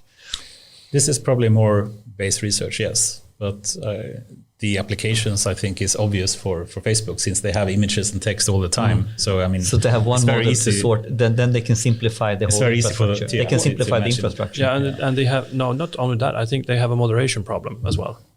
Images and texts and things that are not good and shouldn't be there. And this sort of brings to mind one of the things at the beginning of the pandemic. There were reports about the moderation systems and algorithms breaking down at YouTube, Facebook, and Google because the people working with in concert with the moderation algorithms, they had to go home because of the pandemic, and they were not really designed, the algorithms, to work by their own. And what is moderation? Moderation, I would say, is to keep track of bad content on the platform. So moderator in svenska. Yes. So moderator. Yeah. Handle abuse, basically, in different ways. Awesome. I think we should move to another topic as well. And you started speaking a bit about, the way we do education today in universities, and then, you do something when you start working. And would you say there is a disconnect today in that? Or? Well, it's been some time since I had the opportunity to attend the university, quite 2 decades. But from what I understand, there's a misalignment between what new students, junior people coming out of university believe they will be working with when they come to a company. And well, it's like every business thing. It's a matter of managing expectations. Yeah. So in this sense, if you are trained as a data scientist and you have to parse XML or PDFs, for God's sake, instead of doing cool modeling. You really hate PDFs. That's interesting. Yeah. Sometimes I read PDFs. It's a good media for that. But still, so I mean, there's So people start coming up from university now, and they are actually studying machine learning. But the reality is that 90% of companies still works in Excel and Power BI or whatever. And I think this is not only a case for machine learning. I think it's a case for software engineering in general. Maybe things has gotten better in the past couple of years, or 20 years or so. But when I studied computer science, we did some things. And when I came to work for companies, the process of working was something that we hadn't touched upon, like project management or working in agile environments and doing things. And the definition of done, again, it's the second time I mentioned it. But, knowing when you're done and move on and, realizing the value you have and doing that on the scale. And I think this might also go back to the fact that academics and academic research is concerned with things with a certain point in time. They're not really concerned with doing this over and over for a period of time. Be it like developing or deploying a model for text classification or doing software development. So there's a disconnect, I would say. And I'm not sure who should have the responsibility to make this alignment, or if it's even a problem, I'm not sure. Do you think AI education is different from other type of education, like normal software engineering education? Yes, maybe, because it's moving so fast. So I think it's the choice that the people educating has to make, is whether to do the fundamentals, which hasn't changed that much, or do something about the state of the art. And also, I think AI, one of the things we're trying to promote a bit in the Swedish AI agenda and others is that we want AI understanding, which is different from being able to develop AI and use AI. So having an understanding is something, and I hope you agree, that we should try to bring into any kind of sector, right? It's expectation management again, I would say. So how should that happen? And if we think about education, we have universities and we have this kind of crammed, educational programs today where you spend 2, 3, 5, 10 years, and if you do PhD or whatnot in learning something, and then you just jump into industry and start working, and then it's a big disconnect, as you say. What do you think the solution should be? Should it be that we continuous learning? I would say. I mean, I think the past year for something has been evidently people have to change. There's going to be a new educational system where we have adult learning forever. Yes, I mean, look at the retirement age. It's been pushing forward. Is it 67 now or something? Yeah, and then you start learn something when you're 20, and then you stop learning when you're 24, and then you work with it. But things are going to change. I mean, we touched upon ML ops or AI ops and data ops and different kinds of titles for jobs that didn't exist 4 or 5 years ago. So people, I think the continuous or rather acknowledge that people have to be reskilled.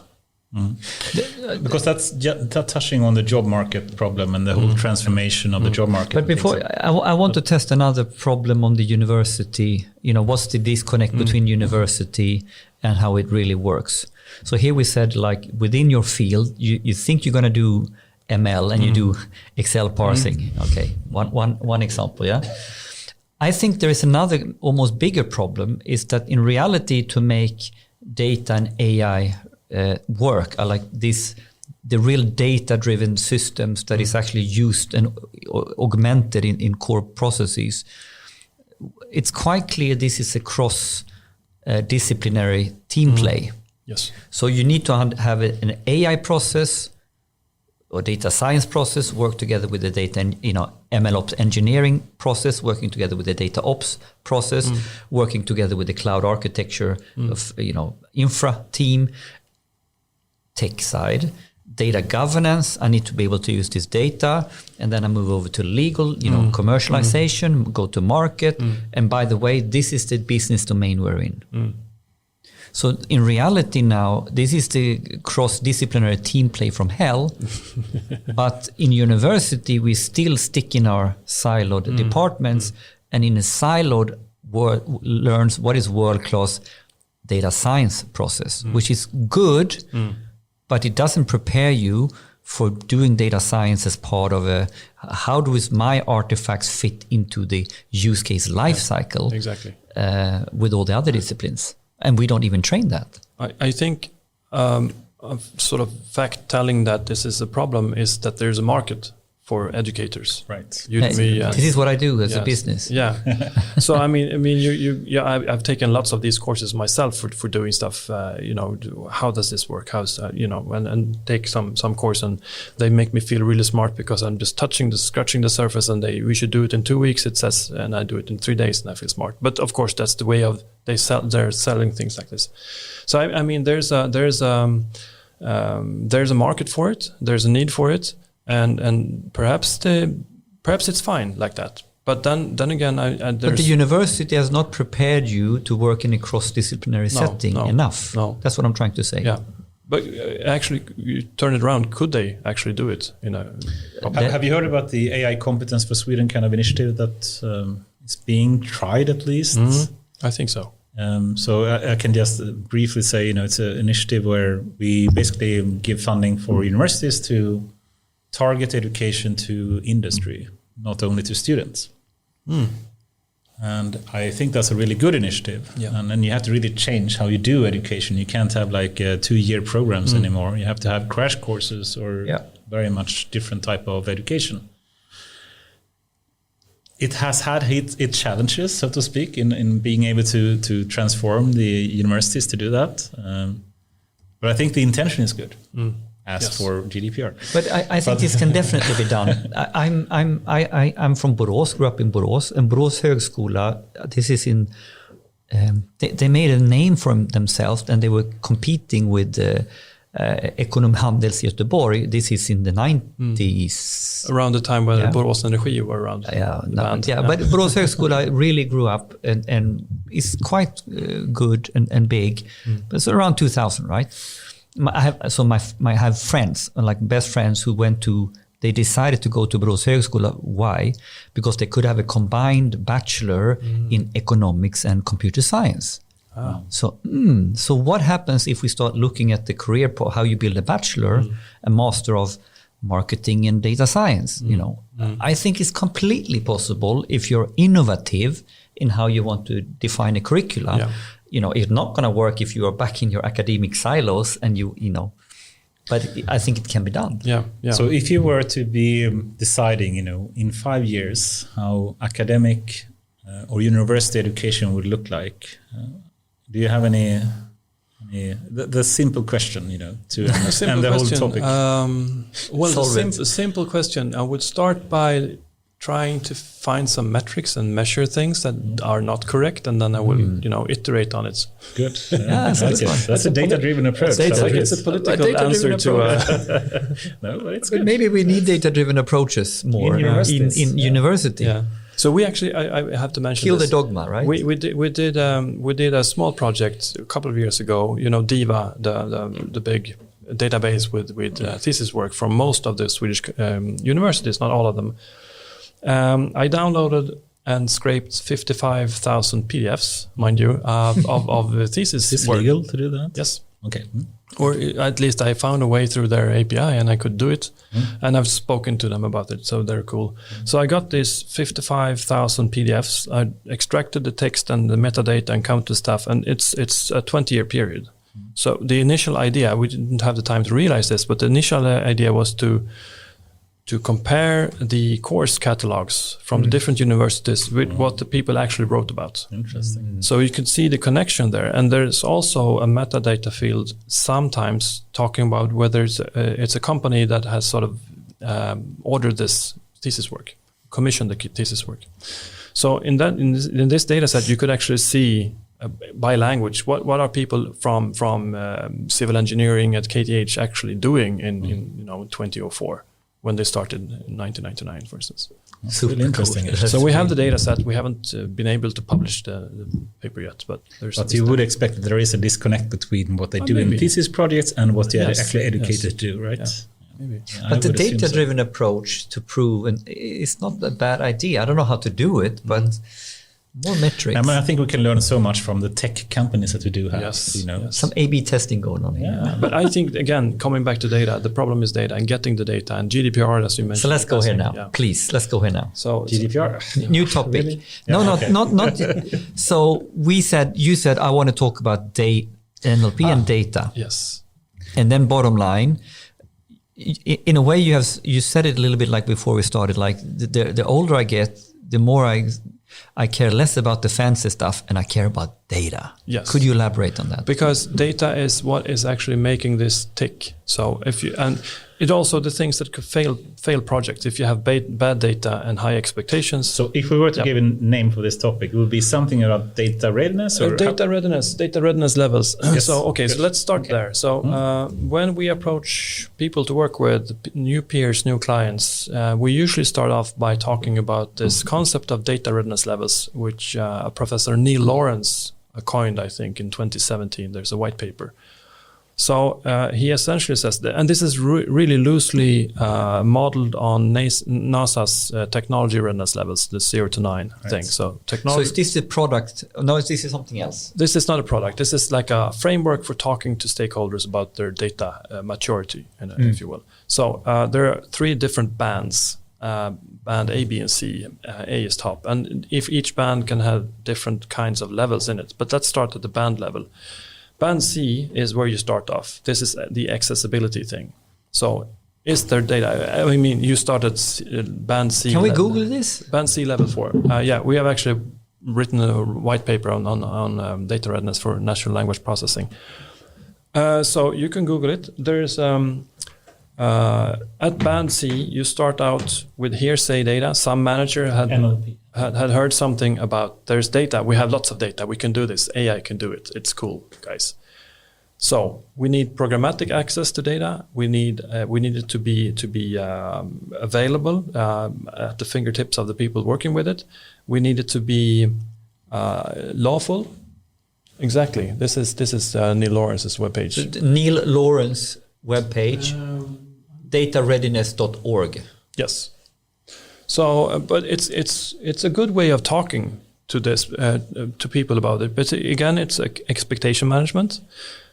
So before you can do anything, you have to have data. It's band C. It's the law thing that you have to have work with GDPR and stuff like that. You have to have your licenses sorted. You have to have the data accessible. You have to have it converted or convertible. So you do that all in band C. That's where we start. So the transition is from hearsay data, rumored data to actually completing band C. And even including PDFs, I see that. Exactly. Good. So we are now speaking from an NLP perspective, but this is of course for any kind of data. Yep. So this allows us to have a lingo around, do we have data for this problem? Exactly. And yes, we have data. Yeah, but what band is it in really? Yes. It's only in band A. So okay, we need to do certain things to get it to band C. So then we can also manage the... so band C is the top. The bottom. Yeah. So it's only in band A. So now we can manage things. Band A is best. The best. Sorry. So we're moving towards band A. So we start out at band C. Okay. So once we cleared all this accessibility things, we go to band B, which is about validity. So could you trust this data? Is it true in a sense? Have you removed? What about null values? Have you removed duplicates? Or is the data contradictory and such? Do you think these things about doing this kind of pre-processing and data cleaning will be equally important in the future? Yes. Because it's so simple to do it. So is it really? Yeah, I mean, if you got past band C, which you have to, I would say that you could do it quite cheaply, and you will gain something from it. But if you don't do it, it might be stopped. Wouldn't it be more generic if you simply make the model handle? Yeah, maybe. But still cleaning. But if you do it, maybe. But I would love for it to be like that, of course. I would like to just pour everything into one USB stick. Intuitively, this makes so much sense for me also from a management of expectations point of view. When you start off these projects, business always says, how hard can it be? You have the data. And you're always lacking a lingo to explain how much shit, how dirty it is, right? Yes. So if you can work on that lingo and you can even teach your business leaders, this is band C stuff. So we need to do this. So what we did, and I can come to that later on, what we did was actually to devise a couple of questions or 6 questions that we could ask people and have them reason about, and then they would sort of, okay, I know. Categorize their data. Yes. So band B is not something we have worked with because we either never get there or the data is in such a good state that we could start off at band A. And band A is about the utility, and this is highly dependent on the use case. So if data is band A for one task, it might not necessarily be band A for a different task. So, and this is where the annotation, or let's even the case that where you have experts working with this. Experts are usually really good at knowing if something is relevant once they see the data. But domain experts. Yeah, domain experts, humans, oracles. Human oracles, not database oracles. When they see something, they can say, well, this is relevant because, and this is not relevant. But by not showing examples, they can't really tell. So you have to sort of elicit their information need in some way. This is at band A. Band A is also about annotating the data. So if you have to have training data or at least evaluation data, because as Anders said, you need much fewer examples, fewer data points now to train something like a text classifier. Yeah, we're going into the self-supervised or unsupervised. But still, approaches. you need some data annotated to know how good it is. Yeah. So you can convince active learning techniques. Yes. No? That's different. Active learning is different. There we can come to that. That's two modes to this as well. So this is usually what we talk about, and we came up with 6 different questions that you could talk about with your clients. Because this is the beautiful thing, right? Can we break this down into a framework?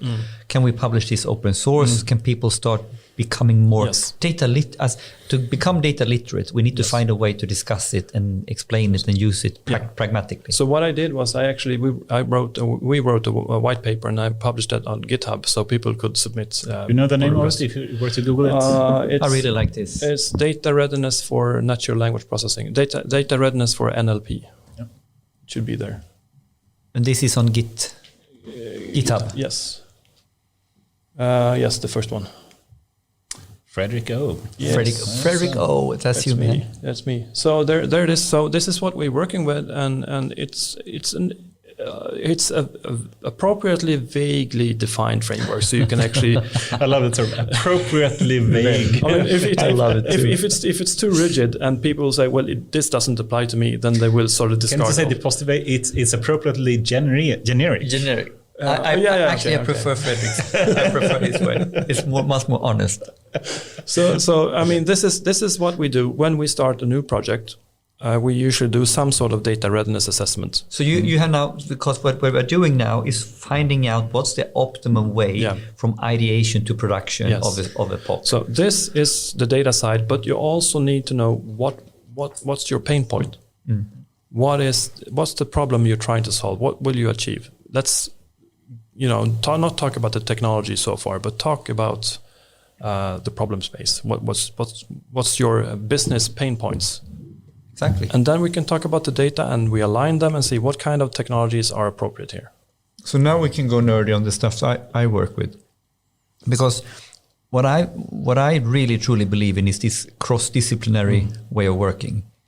And what I have found out is that we tend to, in the large organization, not think through what happens truly in the ideation phase, what happens truly in the feasibility phase.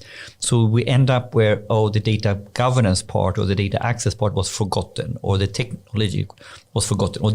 So if you evolve around the business value, the customer value, and you go around technology choices or algorithm into deployment and how to build, and then you go into data. So we've been working on this sort of idea on the framework of trying to, we work agile, we work agile scrum. That's not the point. The point is, can we at least agree upon what the different roles has in their backlog if we are in the ideation phase? And next on that, what are the common lingos and templates and methodologies? And what you can see is that if you can stabilize that, you can move faster on each use case. So this is what I'm working on. Yeah. I think it's completely fitting into. Yes. This is so now we're going into the data perspective, and what is our thinking in ideation phase around data? You should look at your band ABC. It's like a methodology that fits in the ideation phase. Fantastic.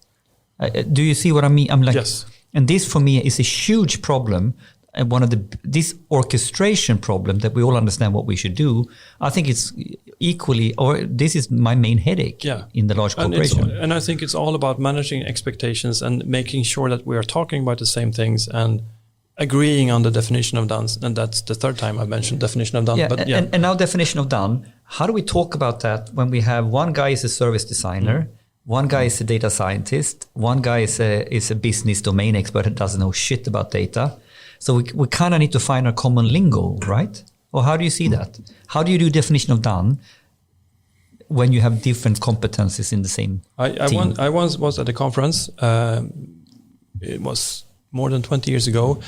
It was a human-computer interaction conference, CAI, in Seattle. On stage was this Sony guy. They had made some fancy small robot. And someone in the audience asked, well, how did you evaluate this?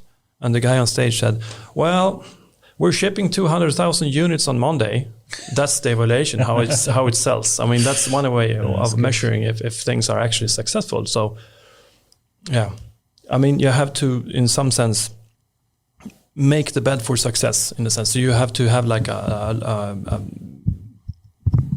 you can't measure everything. you have to at some point in time in process like this, that's a leap of faith, I would say, but you have to have a stable ground for it. Cool. And we're moving into the last 15 minutes here. And I'd like to move a bit into more philosophical kind of topics, if you may. And if we go to perhaps one of the more, let's take this one. Okay, so you know very well what the singularity means, and you know the movement towards AGI and having AI that moves closer, which are, you know, we are very far away, of course, from human level of intelligence. Are you concerned that the movement and the work that you are doing, for example, is moving towards AGI and the singularity? Is that something you think about? I have two thoughts on this. One is not a quote because I don't remember it word by word, but there's a podcast called Data Skeptic. Kyle Polish is the host, and he once said, worrying about the AGI or you know, the singularity is like the Wright brothers worrying about the Wi-Fi on future planes not working out. So that's one way of thinking of it. I think that the AGI and the singularity, I think we will have destroyed each other far before that, by means of bad AI and you know recommendation algorithms that, you know. I have to really, you know. So narrow AI can be much more dangerous earlier. Yes. And just to speak about specifically, there was a report coming out actually, I think this week from US. And they spoke about, you know, the problem of that US has legal restrictions on if they can use AI for warfare. And they were really concerned that they do have these kind of restrictions because other countries like China, etc., are not having them. And if they have these kind of restrictions, they will be far behind. And the AI arms race potentially is going to be, you know, won by someone else. What do you think about that? So I very much agree with what you said, for one, that AGI is not the big problem. The big problem is narrow AI. But when it's used for narrow tasks, such as drones going out killing people or whatnot, which is something we can easily do today, that's the big problem, not the AGI problem, potentially, I would argue at least. So how do we do that? Do you think this kind of report coming out in the US is good? You know, or should we simply say that since others are doing it, we should do it as well? Or what's your view on that pretty much goes for anything. And you know, that means that society is not stable. It suffices that one people is doing something that someone else wants as well, and then, you know, have to follow suit, or otherwise you will miss out. So the fact that the report, I haven't seen it, but the fact the report is out there and people are talking about it is good, I think. They could have kept it a secret perhaps, or perhaps they do and just work on it anyways. I think everyone is working on it secretly, but now there was a public report. Was it in France they were allowed now to use AI for this? You know, they claim that they shouldn't. I think in US at least, in some states, it's okay to use drones, but not for lethal weapons. But for non-lethal weapons, it's apparently okay. I also think this is like a gliding scale. I mean, the drones they are using now for lethal, you know, weapons, the piloted ones, how much AI is in there? Yeah. But at some point it will be more AI based. Autonomous, of course, I don't want AI. I know what AI can't and can do. So I don't want that to make any decisions. And if we can't make self-driving cars safe, I don't think we should have self-driving cars with guns. That I agree with. But you said you had two angles on the singularity. Yeah, but the first one was the quote from Kyle Polish in a sense. So I think we should think of it. And I think the debate has been much more nuanced the past year maybe than it was before, with Max Tegmark and all, and Nick Bostrom and the other ones. But I think we should not let that take our focus from where we are today and what kind of challenges we're facing as a society. And I mean, the future is always 10 years away, right? But someone else said, I forget if it was Kai or Daniel, who made a very good summary definition. It's like, let's worry about the AGI problem later and focus on how AI could support a sustainable world now. Yes, I agree with that. I think that's pretty good. I mean, it's no question that AI can be of very positive use and beneficial use, so to speak. But don't you think we should start thinking about the potential ramifications if we use it for bad things as well? Yeah, but not from an AGI perspective. No, ignore AGI for now. So from a narrow AI perspective, yes. Ethical AI, yes. But here and now, I think here and now, we can easily have an AI that disrupts the stock market, or we can easily have an AI that are used for drones. Yes, we should definitely think about that. Definitely, and I agree with that. So yes, I don't see a contradiction between that and the AGI and singularity. It's just different people thinking about it. I would say we are quite many people, and it's strange to sort of project my own inabilities to others. I mean, I might only be able to keep one thing in my head at the same time, but we are many people. We should be able to think about different things simultaneously.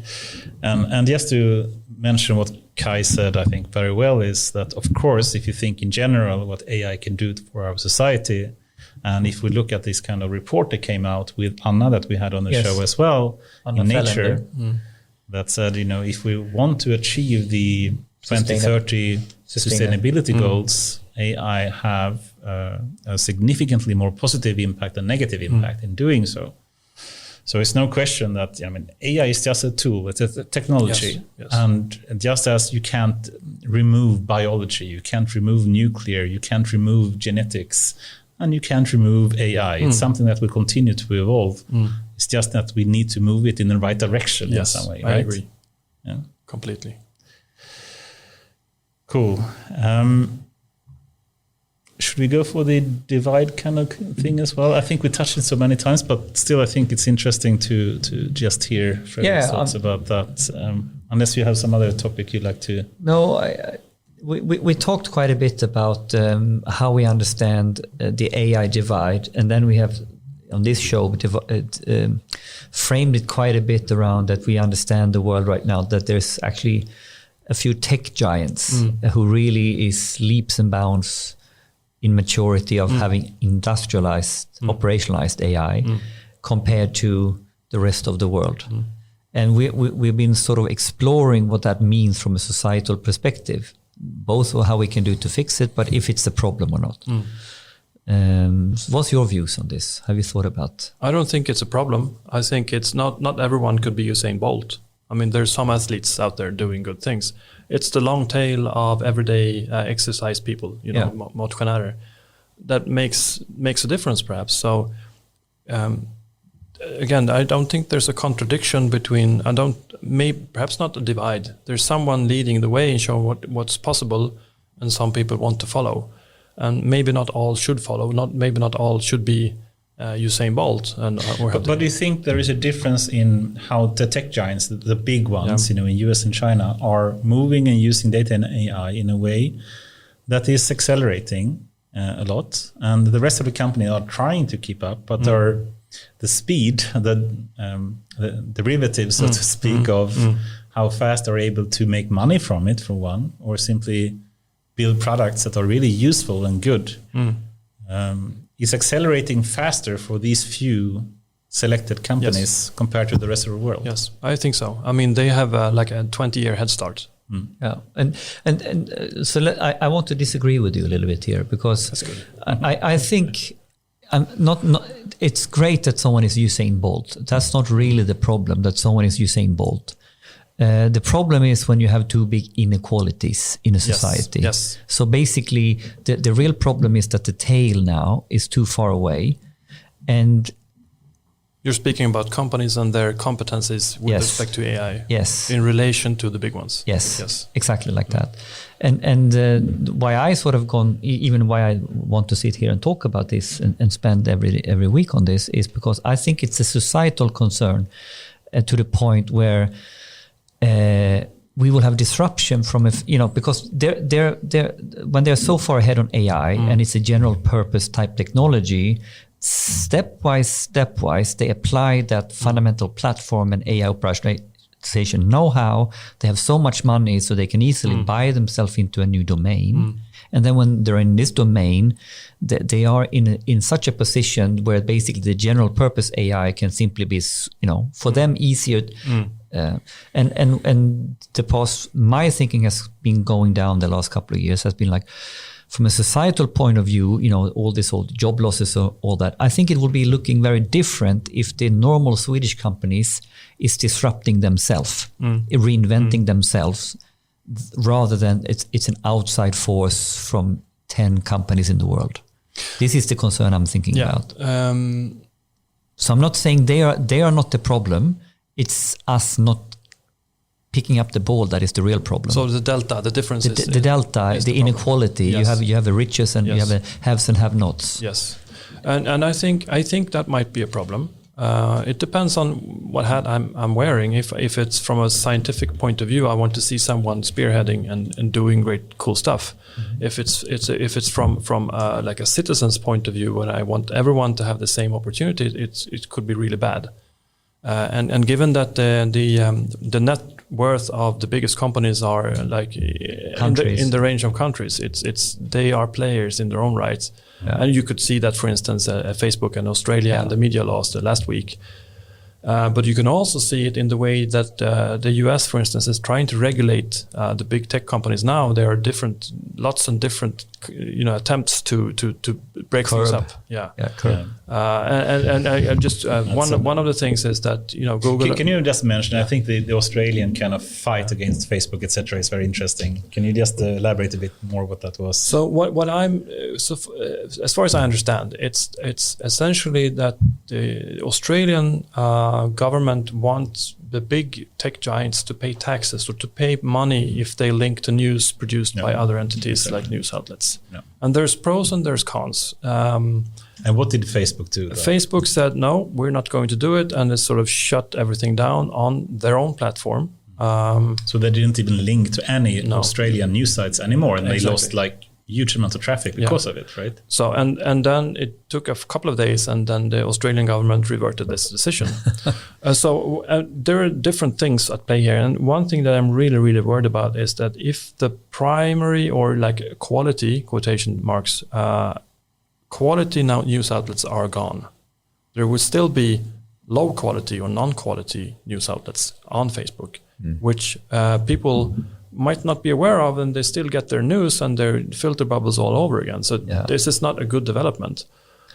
It's a difficult situation. But let us try to end on a more positive note, I think. And even if we have these kind of big tech giants, and if we try to compare, for example, Sweden compared to US or other European countries or even China, I would argue, and I would like to hear what you think about this, is that even though we have tech giants, if you take the average company in US or the average company in China or the average company in Europe even, and compare it to the average company in Sweden, I would argue that an average company in Sweden is rather well ahead compared to other continents when it comes to data readiness, technology level, and ability to use AI.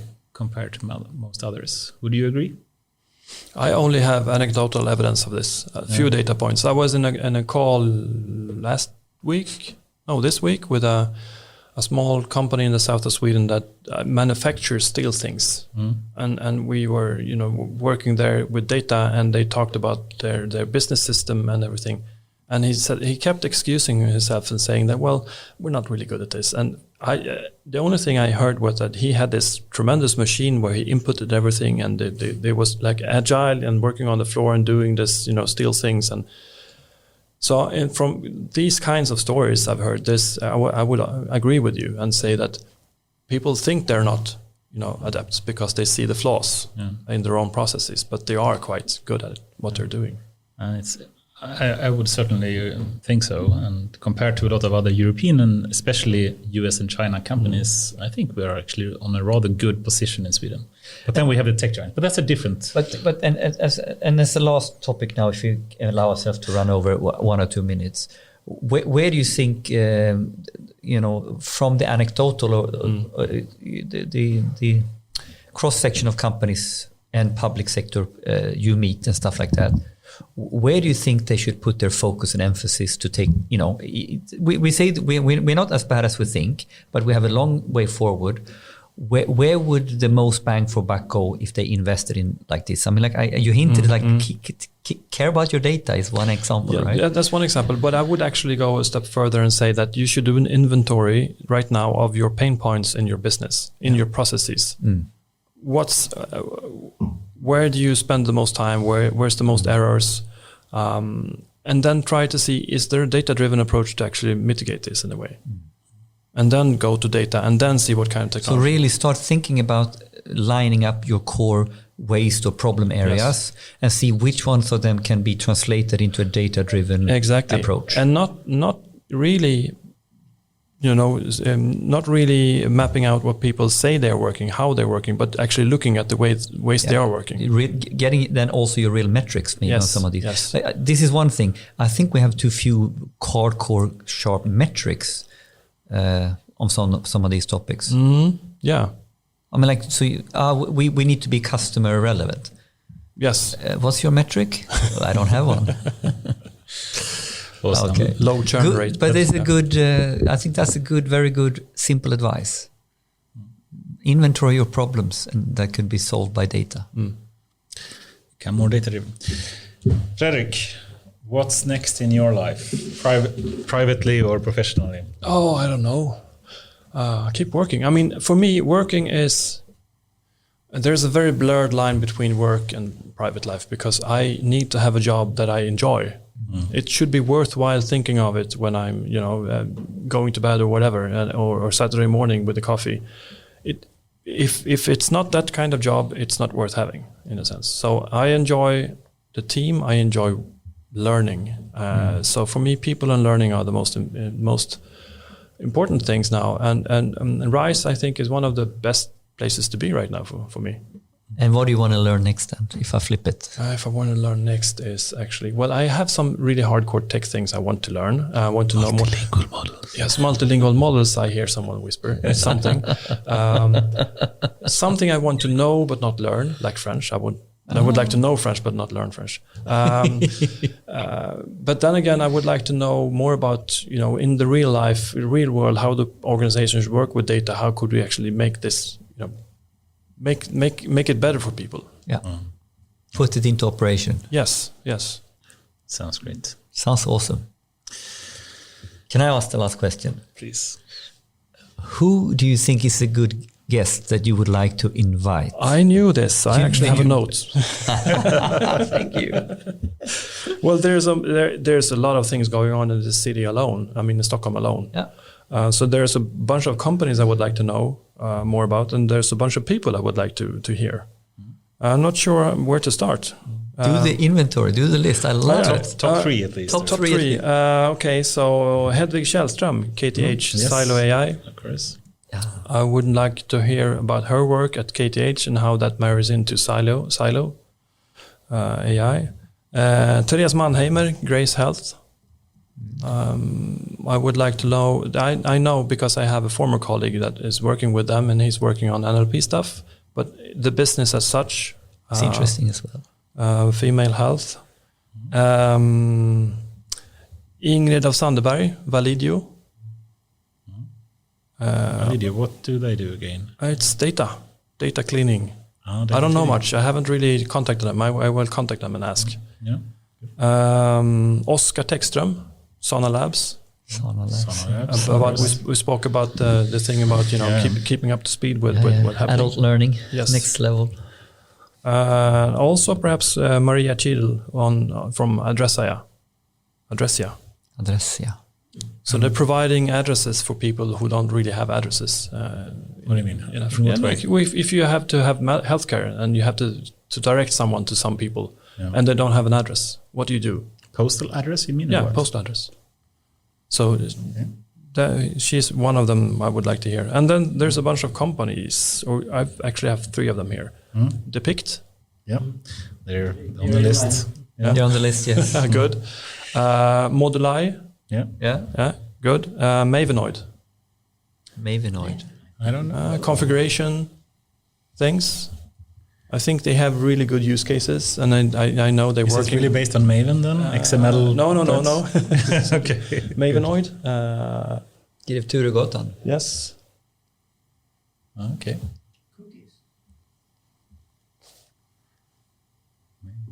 Why did you choose the name Mavenoid? I have seen some demos, and it's really impressive. Okay, cool. Awesome. A lot of very interesting suggestions there. I love it. You were well prepared for yes, questions. I actually got the questions from others. So. Yes. You killed it. At least this one. But this was really, really good. And we have some on the list, but we add some more here. So that's really good. Super cool. With that, Fredrik, it's been a true pleasure. I wish we had a longer time to speak about all the topics we didn't have time to mention.